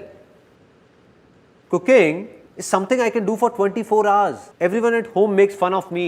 Why do you keep roaming like a cook? But I just love cooking." I said, "Cool, so do something related to cooking. What's the problem? Do it." He said, "Yeah, man, thanks for the idea." I said, "I didn't give it to you. You gave it to yourself." So he said, "Now what I'll do is, you wait and watch. Now I'll open a big restaurant in a big shopping mall." So I asked, "How will you go about it? Buy a space or take it on rent?" He said, "Come on, man, you know I don't have that much money to buy a space. Obviously, rent is the only option." I said, "Okay, take it on rent. Still, it's not a big investment, no? Just assume the rent of a big restaurant in a big shopping mall, like 200,000 rupees as rent. Just 5 million rupees is all you need. You must be having that much on you. Just calculate, no?" He started calculating all my savings from here and there, taking from dad, borrowing it from friends. 3 to 4,100 rupees I can manage. I said, "Great, man, you're just about there. Great, man. Okay, 3 to 400,000 rupees from here. And what about the remaining money?" He thought a lot and said, "I think dad won't mortgage the home for it." I said, "You lost it, man. Just think of something else, man." He said, "I'll make a proposal of my restaurant and go to a bank for a loan. And I'm sure I'm going to get one." I smiled. I smiled and said, "My brother, bank only lends money to those who actually don't need that money." Right.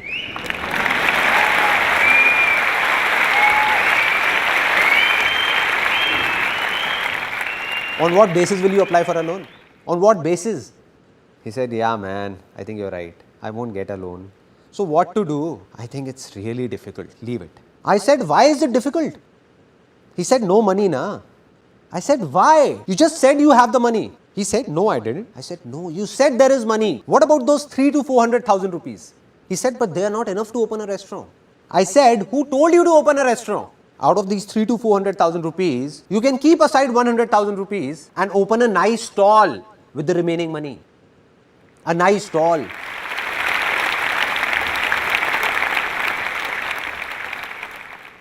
He said, "Come on, man. I'm MBA finance. I won't put up a stall." I said, "Why? What's the problem? Put up a nice stall." He said, "No, man, I can't put up a stall. Try and understand."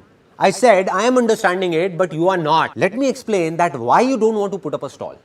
You know if you put up a stall, you will be happy. You will enjoy it. You will cook food, serve it, and people will pour in. And today or tomorrow, you will open up a big restaurant as well from that stall. And you know it. But then also you won't do it. You know why? Because you are thinking that what will my father-in-law say that I got my daughter married to an MBA finance and he has put up a roadside stall." Right? I said, "This is the reason, no? That what will he think? What will your family think? What will your wife think? What will everyone think?" Great, keep thinking.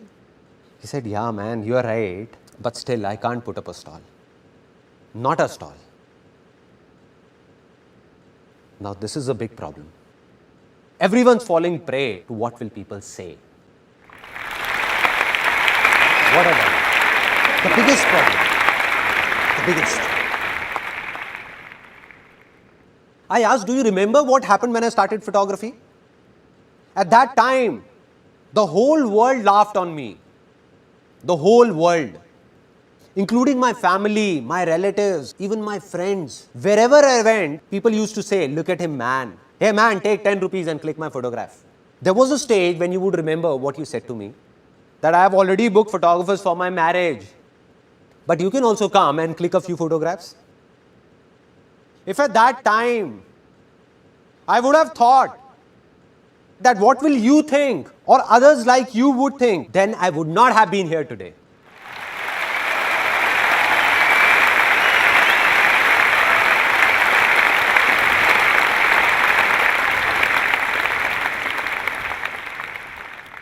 I said those people can go to hell. Whatever everybody thought of me, I didn't care. That's why I've reached here. And it's not me alone. There have been a lot of people in the world who did the same thing as I did. They followed their heart. That means they listened to their inner voice and took small steps. Small steps. Didn't take a big leap. But we all try to start with a big jump. That I'll do this and I'll do that. What's the problem, man? Do whatever you want to do today. And that too from the smallest possible level. And then see who stops you. Nobody will be able to. Nobody.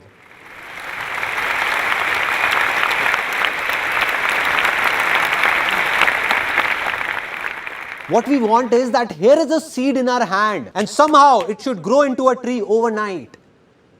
A fully grown tree within a year. That's it. Is it possible? No. So what's the right way? To sow the seed.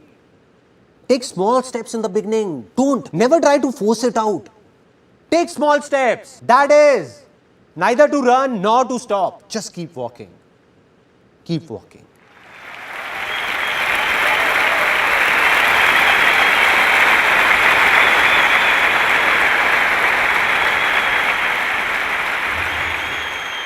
Now there'll be only one glitch in your way ahead, where a lot of people get stuck. Which means that if you do as told, then you will earn money for sure. In anything you do, you will earn money, but will you be successful? And for that, there is a final step that you must follow. And this is also going to sound strange to some people, because it is just the opposite of what people say about success.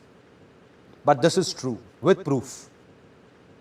You made your land fertile, sowed a seed, that seed has grown into a tree with a lot of fruits on it. Now if you lose it and say that I'll eat all these fruits alone, not give them to anyone, not share it with anyone, what will happen? Either those fruits will rot or you will die trying to eat all of them. Simple.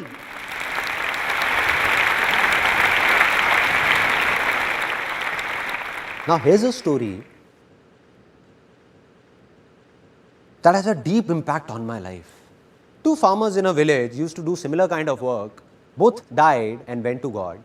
When they reached, God asked them, so tell me sons, what do you want to be next? What do you want? So the first farmer, full of frustration and anger, started complaining, what God, what a pathetic life you had given me. I had nothing on me, nothing. Look at what you did to me.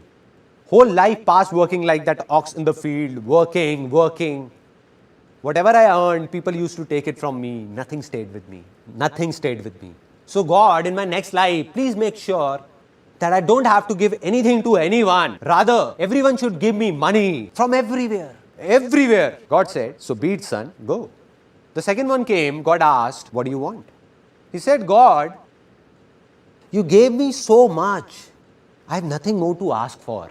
A good family, a nice work, a nice village, no shortage of food ever. I never slept hungry. But there was just this one thing missing in life. At times, a few hungry people used to come to my door asking for something.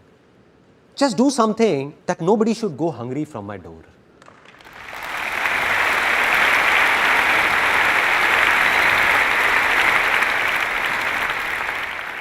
God said, so be it, son. Go, son. Both of them were reborn in the same village. Both of them grew up. The first man who said that everyone should give me, and I don't have to give anything to anyone. So this man became the biggest beggar. I'll not give it to anyone. Everyone should just give me. And the second man who said he didn't want anything but just to feed the hungry, he became the richest man of that village. The richest.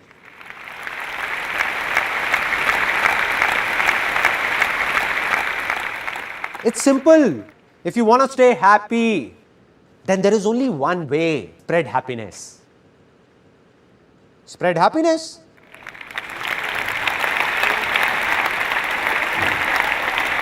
It's so easy, no? There is no other way.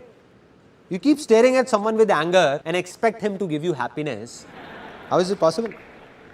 How is it possible? How will anyone make you happy? How will he? If you keep on fighting, then the other person will also fight with you. Out of all the husbands sitting here, how many want their wives to respect them? All of you. Then there is only one way. Respect your wife. That's it. There is no other way. No other way. We want it, but we don't give it. We want love, but we don't give it. We want everything. We want that we must get everything. Now I'm going to say something that's going to shake up a lot of people, really shake them up. Now, how many people wish to have a lot of money over here? Then there is only one way to get it. Give money.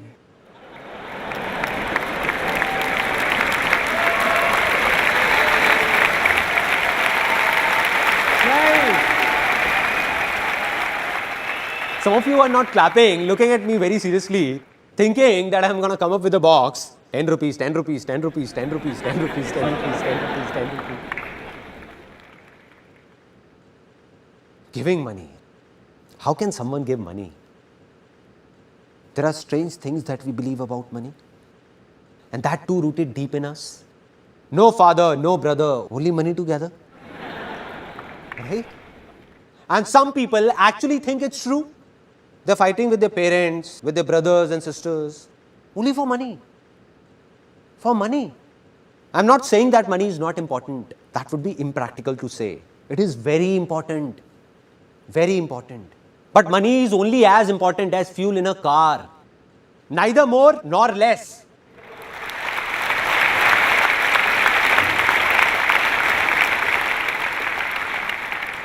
Without money, the car of your life won't go on. This is true.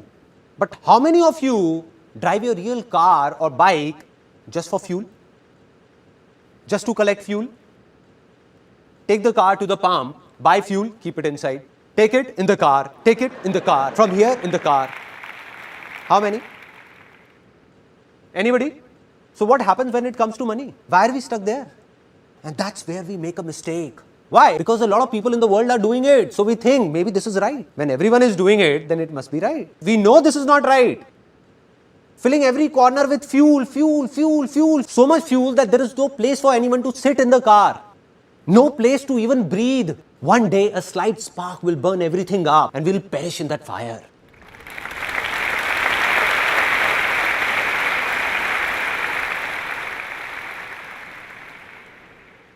It's going on, no? People are burning. They might be successful in everybody's eyes, but not in their own. And this is no theory. If on one side we have somebody for whom money is everything, who is very selfish and he has a lot of money, a lot, but he has only money, nothing else. No happiness, nothing at all. Neither does he give happiness nor gets happiness. And on the other side is someone who might not have that much money, but he believes in just one thing, spreading happiness in this world. So man like him who is spreading happiness in this world, even if he has less money, he is 1,000 times more successful than all those millionaires. 1,000 times. This is called real success. And on the other hand, make those people come and stand here who might have a lot of money, but don't have the courage to give, courage to share, to be happy, to give happiness and smiles. They can't look into anyone's eyes and say that they are successful. They can't. The world says they are, but they are not. Now let's talk about how it works practically, the sharing logic. There was a stage in my life when I was doing photography and I used to do everything myself. I was the office boy, I was the cleaner, and there was a small studio in one corner of my house. Had put a table chair over there. Used to serve water to people, did photography, counseled people, talked to them. And I realized that I won't be able to do it all by myself. So I recruited a female on somebody's reference and a female joined. Now when that female came for the job, she asked for 10,000 rupees as salary I can't give you 10,000 rupees, but 8,000 rupees is fine with me. So she joined. And within 2 months of when she joined, work started increasing at a good pace. After 2-3 months, I thought that presently I earn 20 to 25,000 rupees a month, out of which this girl only takes 8,000 rupees. I have no sense. So I told her politely that I can't give you 8,000 rupees, but 6,000 rupees is fine with me. Do it or not, your choice. And she left. After she left, for 1 complete year after that, I was stuck where I was. Couldn't move ahead a single step, even a single step. Anybody, anywhere in this world, if he says that he can do everything alone, then he is lying. He needs people to help him out. But why will anyone help somebody else before helping his own self? So he will help you only if you will also think of helping him. Simple.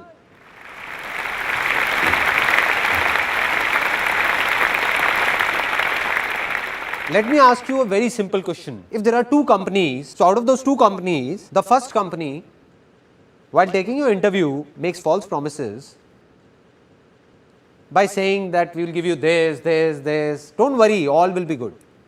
But when you go and join, it's completely opposite. Like there was nothing about paying extra for overtime. No, this won't happen. That won't happen. This won't happen. You have to do this. You have to do that. If you want to do it, fine, or leave the job. Making you work for 12 hours, 10 hours for an 8-hour job and not even paying overtime. There are such companies. On the other side, there is a second company that does exactly what it promises. An 8-hour job means an 8-hour job. Work extra and overtime is paid. Everything said will be done. Apart from this, it also thinks about you. So which company will you join, first or second? Second. Now should I tell you something, honestly? That all of you who said they will join the second company, those very people, if decide to open up their own company, they will end up being like that first company.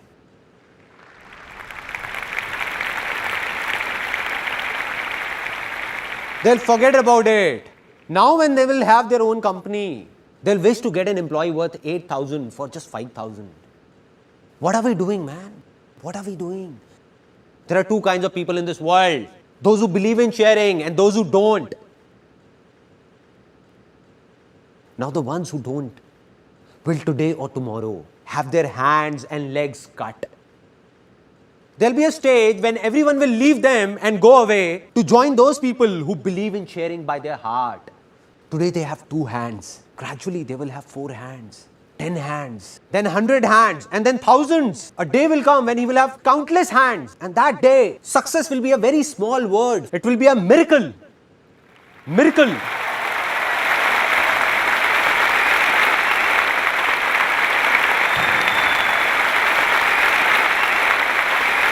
People will say impossible. How did this happen? How can this happen?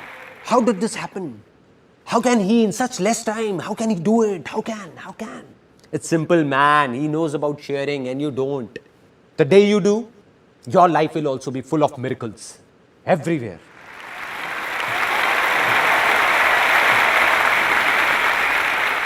Now, the tree of success has a lot of fruits and we are sharing them. Knowing more fruits will grow. We are sharing. So you have become successful. But now the question is, who am I? What's my story? As a kid, I thought I could do many things. But as I grew up, I thought I couldn't do anything. And there were a lot of reasons behind it. Out of which the biggest reason was that when I was in 10th standard, some major problems hit our family. My dad had a business of aluminium from 20 years in partnership with someone that closed down overnight, because of which our financial condition became critical. We had no clue what will happen now. Nobody had a clue. And my father went into a bit of depression as well. And there was a strange atmosphere in the house. Everybody was worried, what will happen now? I was studying, what could I do? Now there are 2 things that happen in these kind of situations. One, there are families that break apart, fall apart. They start fighting within themselves. And 2, there are families that come together. Our family chose the second one. Me, my mother, my younger sister, we all came together and said, this is not only my father's problem, but our problem. and we will find a way out. We will do something will happen. So now I wanted to do something, but believed that I can't do anything because my land was infertile. So we tried a lot of things, like we did a business in which my mother used to pack handmade sweets, and I used to go and give those boxes to people, and I took those sweets here and there, distribute pamphlets in my friends and relatives everywhere, but that didn't work and closed down. After that, we opened up a telephone booth, photo state, STD, PCO. My mother used to run it. At times, I also went there to help her. And going there, my land became even more infertile. Because I saw people fighting with my mother for just 25 paisa. I felt angry. But what to do? Such was life. That's when I thought that money is everything. Money is God. I just want money anyhow. I don't want anything else. Just get me a job from somewhere so that I get money and solve all these problems. So that telephone booth also closed down. After that, I went for a lot of interviews and failed everywhere. Had no clue what all was happening. And then came the turning point of my life. I went to a seminar. It was a multi-level marketing company seminar. I was 18 at that time, and honestly speaking, in that 3-hour long seminar, I didn't understand even a single thing. Everything went through here. And I exactly remember where I was sitting. It was an auditorium, and I was sitting on the third seat from here. I was looking at a 21-year-old guy standing right here. Till the time he kept talking, nothing entered my mind, everything bounced off. But then he said something in the end. He said, I'm 21 years old and I'm earning 200,000 rupees a month. What they had done was, had got a big photocopy of that check and was showing it on stage, and I was counting zeros sitting there. 1, 2, 3, 4, 5. And I was thinking that this guy is actually earning big. 200,000 rupees a month. I was shocked. My mind blew off because I had seen that even to reach a level of 10 to 15,000 rupees takes years. And here's a guy who is just like me, who earns 200,000 rupees a month. And that was that 1 second. It was that 1 second of my life. Something in me shouted out that if this guy can do it, who looks just like me, then why can't I do it? Am I from a different planet or what? Why can't I do it? If it's easy for him, then it's easy for me as well. I can also do it. Can do it. And the moment these two words entered my life, the moment I believed that everything is easy, changes started happening inside me. From what I used to say, it's difficult, nothing can be done, bad timing, don't know what will happen, I started saying, you see what I do now. We'll get 200,000 rupees checks like this. We'll start my own companies. You just wait and watch. You don't know what's going to happen. And everyone started saying that Sandeep has gone crazy. Now, this is a very interesting point. Whenever people start saying you have gone crazy, it's an indication that you are on the right track.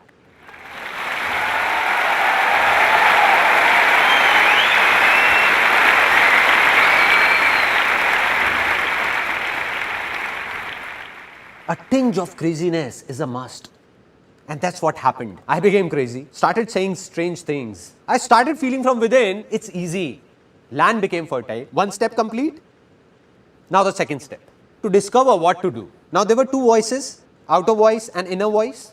I saw that man on stage and looking at him, I said, I want to be like him. If he's doing this, then I'll also do this and earn 200,000 rupees a month. But it wasn't my inner voice, all outer voices. So I took around 20-25 people to that company and nobody joined. In fact, the ones I took ridiculed me saying, where did you take us? And how much will you give us out of your 200,000? So I failed badly. And there were 2 reasons why I failed. 1, it was not my inner voice. And 2, I didn't understand sharing. I was taking people there not for their benefit, but for my selfish reasons. As an 18-year-old, all I thought was to solve my own family problems. To hell with these people. So I couldn't fool people. So back then when I failed, was it my good luck or bad luck? Bad luck, no. How can it be good? As per that time, it was bad luck only, no? But this is the very mistake, because nothing is bad in this world. Because whatever happens, happens for the best. Success comes from experience, and experience comes from bad experiences. Which means that success can only come to you with experience, and experience can come to you only through bad experiences, not with good experiences. Right. And this is what I understood. When I went to that company, it was not a waste. Although I failed financially, but I got to know about a lot of good things and started understanding them. Different things entered my mind that I understood that yes, I understood that even failures are useful. So I didn't feel sad. After that, I heard outer voices once again. Again, I made the same mistake. I was told by my relatives, family members, don't know seriously or not. They told me that Sandeep, you have got looks of a hero, man. And I thought so many of them couldn't be wrong. I heard the outer voice and went to become a hero, to be a model. I said I will. If everyone is saying, I will. So I went and saw that heroes like me, thousands, are standing in a queue and eating roadside burgers. I said to myself, Sandeep, there you go, dude. But I didn't lose hope. I was determined to do something easy. It's easy won't work till the time it doesn't come from inside. And that's what happened. I told myself many times that I'll do it, I will. But it wasn't from within. To become a model or a hero or do acting. Used to go for auditions but went blank. Forgot everything. Didn't enjoy it from inside. Did some music videos as well. Such music videos that if I make you see them, you would die laughing. When my 5-year-old son is troubling everyone, ransacking the house, then my wife just plays that video and my son sits there looking at the screen and says, "Is this dad?" What is he doing? So this time also, I failed. I believe, like I just told you, that you can only be successful because of your failures, not because of your success. So this big failure of my life was about to be the reason behind a very big success of my life that I didn't know, realized it later. How? During modeling days, a friend came to me with some photographs he got clicked from somewhere, and when I saw them, I was surprised. I said, what photographs, man? Great. There were no digital cameras at that time. So I said, man, this will be great. I want to learn this. For the first time in my life, my inner voice said that I want to learn photography, man. I want to be a photographer. I saw an ad in the newspaper, went there and joined a short 2-week course of photography. I didn't know what was I doing, why was I doing it, didn't think about it, just listened to my heart. You know, from inside, that feeling comes that this is what I wanted. Got it. Just went to my mother, took 12,000 rupees, went and bought a camera. Started clicking photographs of my relatives, friends, everyone for free. Didn't have a clue what I was doing. Kept on doing it. Now, what happens is that even when you listen to your inner voice, that you will move in that direction. You will take a step, take an action, and what you want will go and clash with the reality, which will be very different. I wanted to become a very good photographer, but the reality was that thousands of photographers in India who had learned photography for 1, 2, even 4 years, and even they were not able to do much. And what had I done? Just a 2-week course. So I wasn't a very good photographer. Bang! This was the turning point where one of my failures turned into success for me. Between all those photographers and me, there was a small difference. What I mean is that I had failed in modeling, but they had not. When I used to struggle as a model, I knew that 90% modeling agencies were fraud. So what I did was, I made a list of 70-80 fraud agencies and 10-15 genuine modeling agencies and started circulating it to everybody. That this one is fraud, and this one is genuine. And people started liking this. After this, I gave a small ad in the newspaper, free portfolio. And everyone came. A lot of people came. I told the truth. No tricks, no lies, straightforward. I said, look, I'm not a very big photographer or a great photographer. I've just finished my course from here of 2 weeks.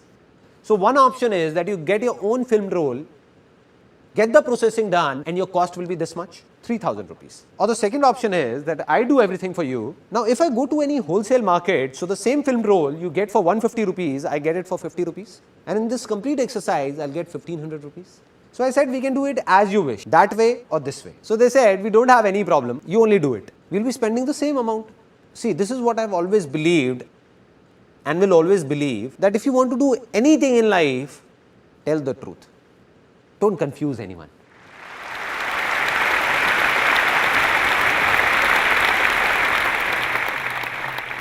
And people came. I still remember that I had spent 4,800 rupees on that first ad, because of which 7 or 8 people got their portfolios done from me, and the first income of my life, 15 to 20,000 rupees, came from here. This was the first success of my life.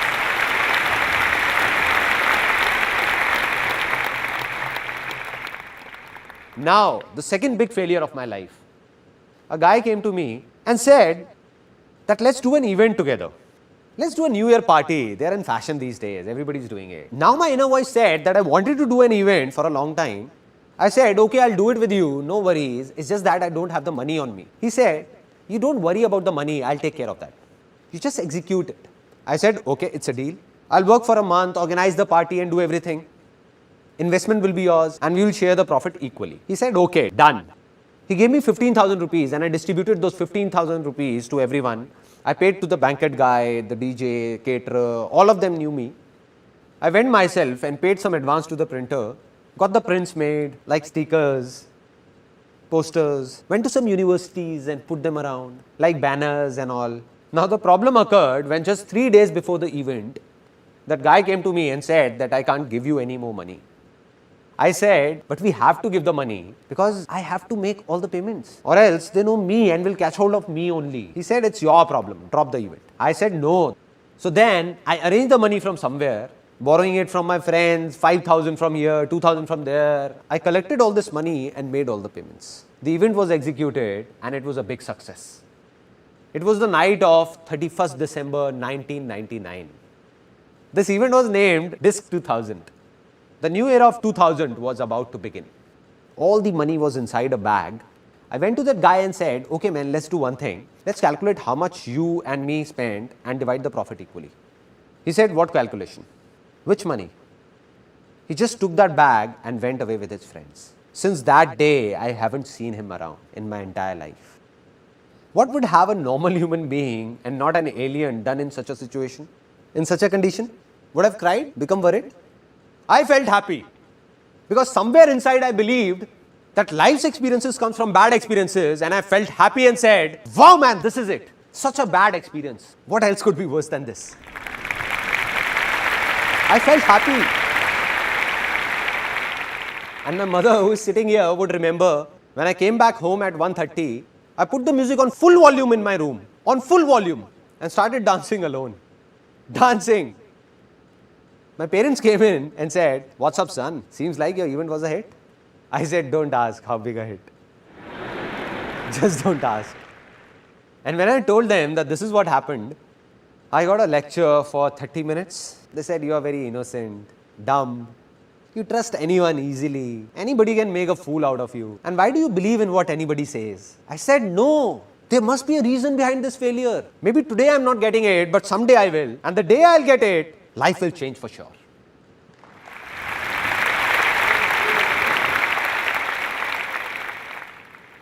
One year passed by, 2 years passed by, I didn't get it. Didn't know what was that failure for. Until in 2003, I had reached a level in photography where I got stuck. The problem was that in photography, it's not only the work but the name that sells. It means that no matter how good I was, but because I didn't have a name, so all those people who got their photos clicked by me were rejected by modeling agencies saying, what trash. What an amateur shoot. Who is this Sandeep Maheshwari? Lives in a cave or what? From where is he? Get yourself clicked from a good photographer. So they used to come back to me saying, what have you done? What a bad shoot. Here, have a look. So I said, I have to make a name somehow. How to do it? I don't know. But I believed it's easy. An idea came from somewhere to make a world record in photography. I went to Limca Book of Records, met the chief editor, and I remember I was sitting, me this side, and she on that side of the table. I had already taken an appointment. She said, yeah, tell me. I said that I want to make a world record in photography. She said, okay, so what have you thought of? I said, you tell me what needs to be done. Because somehow I managed to reach there, they could not throw me out. So she said that, look, it's not that easy. You have to do a lot of things. So it has to be something very big. I asked like, she said there are two options. Either you make India's record or world record. I said forget about India, tell me about the world record. How will I make it? So she narrated a list to me. She told me what all is needed. At least 10,000 photographs need to be clicked. No two photographs should look similar. All should be different. Our moderators will be present there. A minimum of 100 models need to be hired, and this must be done within 12 hours. And after that, when the film rolls will be made, we will check the contact sheets, and if everything is okay, then your name will come in Limca Book of Records. You will get the certificate. I said, okay. Anything else? It will be done. I gave her a date saying that on this date of the next month, this world record will be made. I had no clue what will I do. As I was leaving her office, she said, Sandeep, just 1 second. I said, yes, ma'am. She said, I recommend you to hire an event management company for this. The moment she said an event management company, tuck. I said, madam, here is an event management company in front of you, Disk 2000. So that big failure of my life was about to turn into a big success. And from there I got the confidence that I will make the world record. And when I told my friends about it, they said, what are you saying, man? You will create a world record? You will hire an event management company? Spend 300,000-400,000 rupees? I said, no event management company. I'll do it myself. They said, okay, models. You need 100 models. And one model will charge at least 5,000 rupees. Do you have that much of money, 500,000 rupees to give to the models? I said, I don't even have 10,000 rupees. I don't know how or what will I do. I don't have it. But I said, this world record will be made. They said, no. I said, yes, it will happen. I kept saying, it will, it will, it will. And when we ask from within, we get answers. And I got the answer. A model was sitting in front of me. It was a very interesting moment. He said, I don't have this much money for the portfolio, but I can give you 500 rupees. I said, no issues. No issues, my inner voice said. I said, I'm making my world record. And you just give me 500 rupees. Your photos will be clicked. My world record will be made. And you will get a portfolio in just 500 rupees. Any problems? He said, no problem. I spread this message across. People queued up after that. Somebody is making a portfolio in just 500 rupees. A portfolio otherwise made in 30,000 rupees is being done in just 500. A total of 122 models came. More than 10,000 photographs were clicked in 10 hours and 44 minutes. No two shots were similar. The whole event was managed by me. And at the end of the day, my world record was made.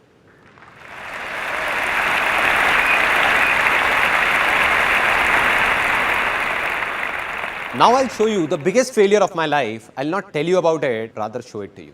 That what was it?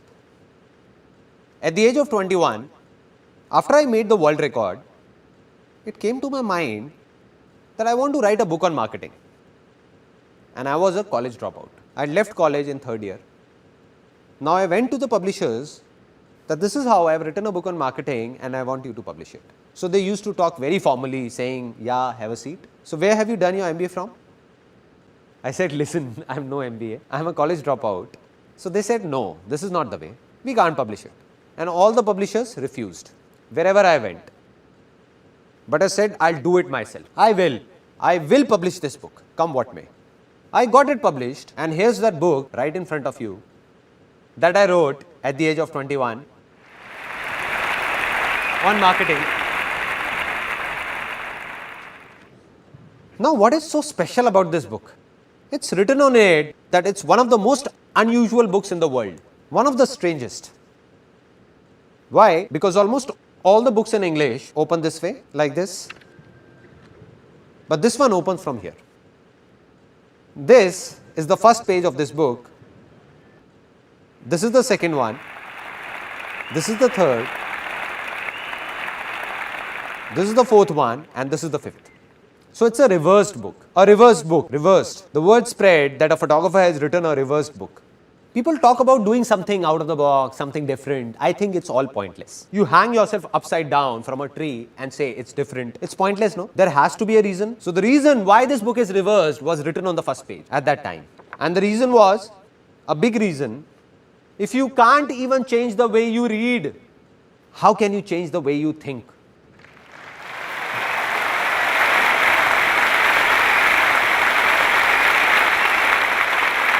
That is, if you can't even change the simplest of your habits, how will you change your life? Just leave it.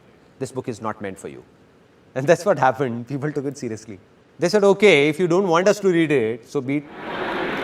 Out of the 1,000 copies I got published, just 150 got sold. And the remaining 850 copies were taking a lot of space in the house because it was a small house with a studio and all of us packed together. So my mother gave them to a ragman. So a decent failure. Maybe you will see some grams wrapped in the pages of that book. Failure, that too a big one. Didn't know why this happened. Not at that time, but today I know. This book failed, but to write this book, I read countless books, and while doing so, my fertile land got plowed so many times, that everything became easy for me. Right.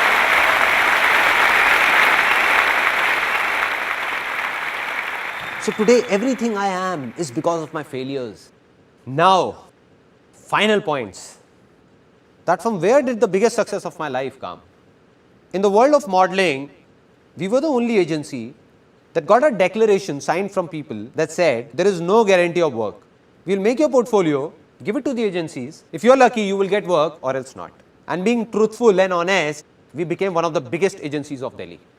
Though we tried to click the best of photos, but the models still didn't get any work in the market. So my inner voice said, I must do something for these models, something. What? I don't know. Not to take money from them, but to solve their problems somehow. And when the question came, it was answered. An ad agency guy came and said that I don't have time. We will scan this photograph only and print it in the ad. Do you have any problem? I said, why would I have a problem? I called up the model and said, do you have a problem? He said, what are you saying, sir? What problem? What else can I ask for? That if my photograph comes in a newspaper or an ad, the photo got printed, that model was happy, I was happy, and ad agency was happy. And this was that turning point of my life.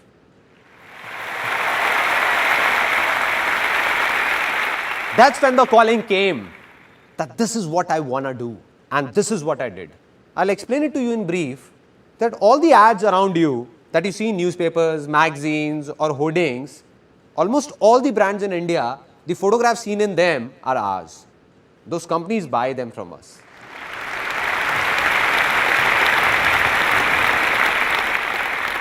So today in the given situation, if you ask me that what's success for me, then here is a simple answer to it in a few things, because success is not just limited to one thing but many things in life, various aspects of life. So one of my aspects, that this company Images Bazaar was started to do something good for those models 6 years ago. In 2006, when this company started, I swore that from that very day, I'll not even take a single penny from any model, but will pay them instead. Until date, thousands of models have worked with us, and not even one of them can say that we have taken a single penny from him or her. Rather, we have paid them. This is success for me. This is success for me. And this is the reason our company has no investors and will never have one, because investors won't be able to understand all this. What will they say? They will say, you are crazy. Being such a famous production house of India, one of the biggest, doing so many shoots, and that too genuine. If you ask the models to pay you 50,000 rupees, they will not even ask why and put the amount on your table. But we will not take it. Not today, not ever, never. Secondly, what is success for me? I narrated an incident of that female whom I told to leave. The one who asked for 10,000 rupees, I gave her 8,000 rupees and then told her to leave. When I got stuck, that day I decided that from today onwards, if I hire anyone, then I'll never tell the person to leave. Never. They can go by themselves if they want to, but I'll never ask them to leave. 8 years, 10 years, 12 years, 14 years, everybody is still there. In our company, faces don't change. All are still there. So success for me is to share everything with my employees and do all that I can do and go beyond any limit to keep them happy. Any limit. This is success for me.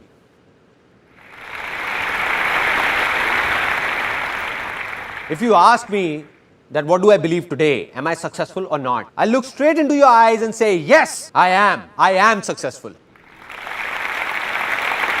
Why so? Is it because of the work I did in the past? No man, that was past. All the awards I got, business I did, that is all gone. That was past. It doesn't matter. There are many people in this world who keep on saying that I failed once in the past and keep saying I'm a failure, failure, failure. Come on, man, it's not that you are a failure, you were a failure. You were. Right. On the other hand, there are people who became successful in one thing in the past and keep talking about that only. Keep talking that I am successful. I am. You know why? Because 20 years ago I did that back then. No, man. What are you doing today? Are you really happy today? You were happy back then. But today, are you doing what the world expects you to do? Or are you doing what your inner voice says? If you're following your inner voice, then only you are successful. Otherwise, you were a success yesterday, but you are a failure today. So I am successful today because of what I am doing today. While you'll be surprised to know that some people still think of me as a big failure. Why? I'm doing so many good things. Business is good, everything is good. Those people who were running in a race with me, and everybody believed that Sandeep Maheshwari will become the biggest entrepreneur of India. But I stopped running. I said, continue. I'm not in this race. So as per them, all this I'm doing today is out of their comprehension. But I'm a failure for them and it doesn't make a difference to me. To hell with them. It doesn't matter whether someone praises me or abuses me. It's all temporary. Today you all are praising me because you're feeling good. But tomorrow in media, if you read something negative about me, then you'll be the ones abusing me, cursing me. You only will be saying, what man, what a cheap fellow. So will I be a failure then? So will I be saying that I'm a failure? So I'm not successful because some people think that I'm a success. Or some people think I'm a failure. I am successful because I believe that I am a success.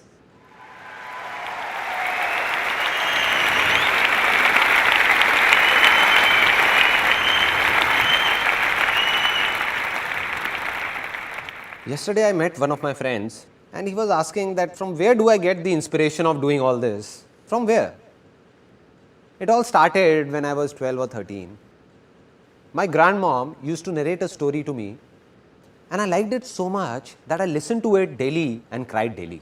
My grandmom used to say, I'll not narrate it again because you cry. And I used to say, please, please. It was a story of a man who used to be very happy with his family, friends, very happy, enjoying. Then a stage came in his life when greed crept in. And because of that greed, he started fighting with his parents, brothers and sisters, with the whole world. Started thinking just about himself and got separated from everyone. He even started fighting with his own wife and kids. So in the remaining last few seconds of his life, when he was about to leave this world, tears were pouring down and he was crying, crying and crying. And the last words he uttered were that I made a big mistake. I made a big mistake. And he left this world saying this. So when I used to listen to that story, something happened inside me. I don't know what it was, but I always used to think that when my last moments will come, what will I say? What will I say to my people? I didn't know it then, but today I know that during those last few seconds of my life, tears will be pouring down, but I'll be crying out of happiness. And while crying, I'll not say anything to anyone, but smile. And say to myself that, wow, man, what a life. Wow. Wow. Wow.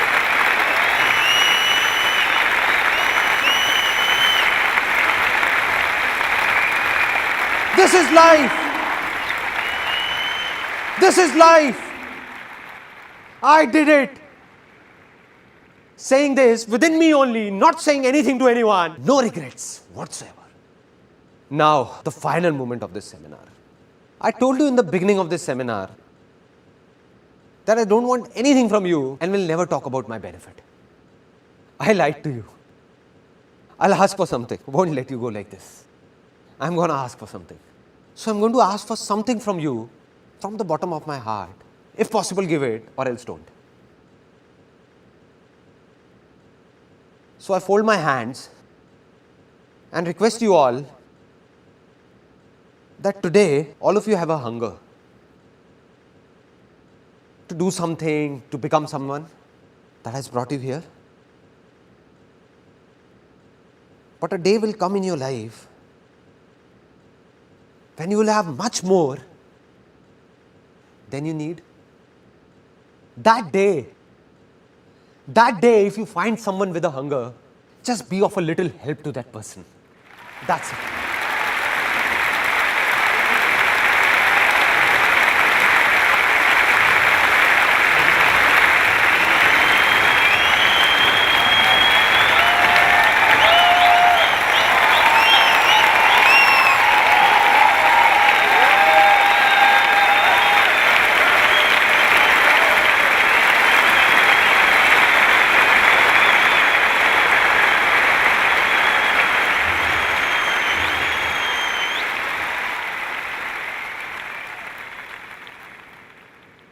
Today, this was the last life-changing seminar of my life.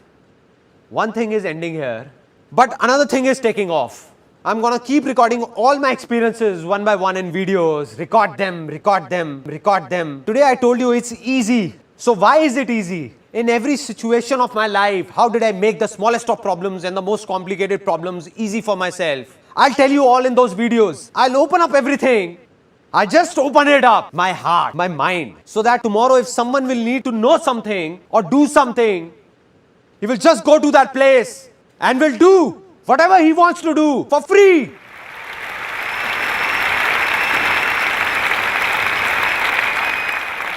And I'll go from this world, but millions like me will come forward. Millions out of you only. Millions like me, where I am standing, right here, someone else will be here, some other crazy fellow, someone else will be doing something like this, and this world will change. This world will change.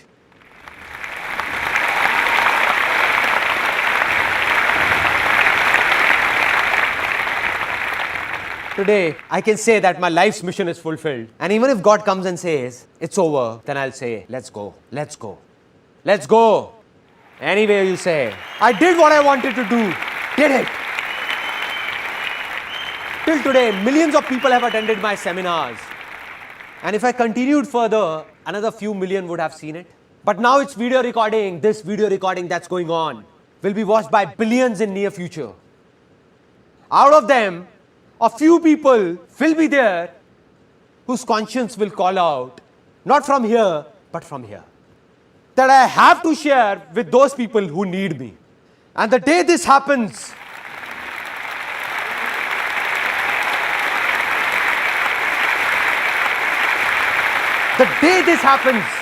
that day, not only in India, but across this whole world, nobody will be hungry. Nobody will be hungry. This world will change. Because this is also easy. It's easy. It's easy. This world will change. Will change.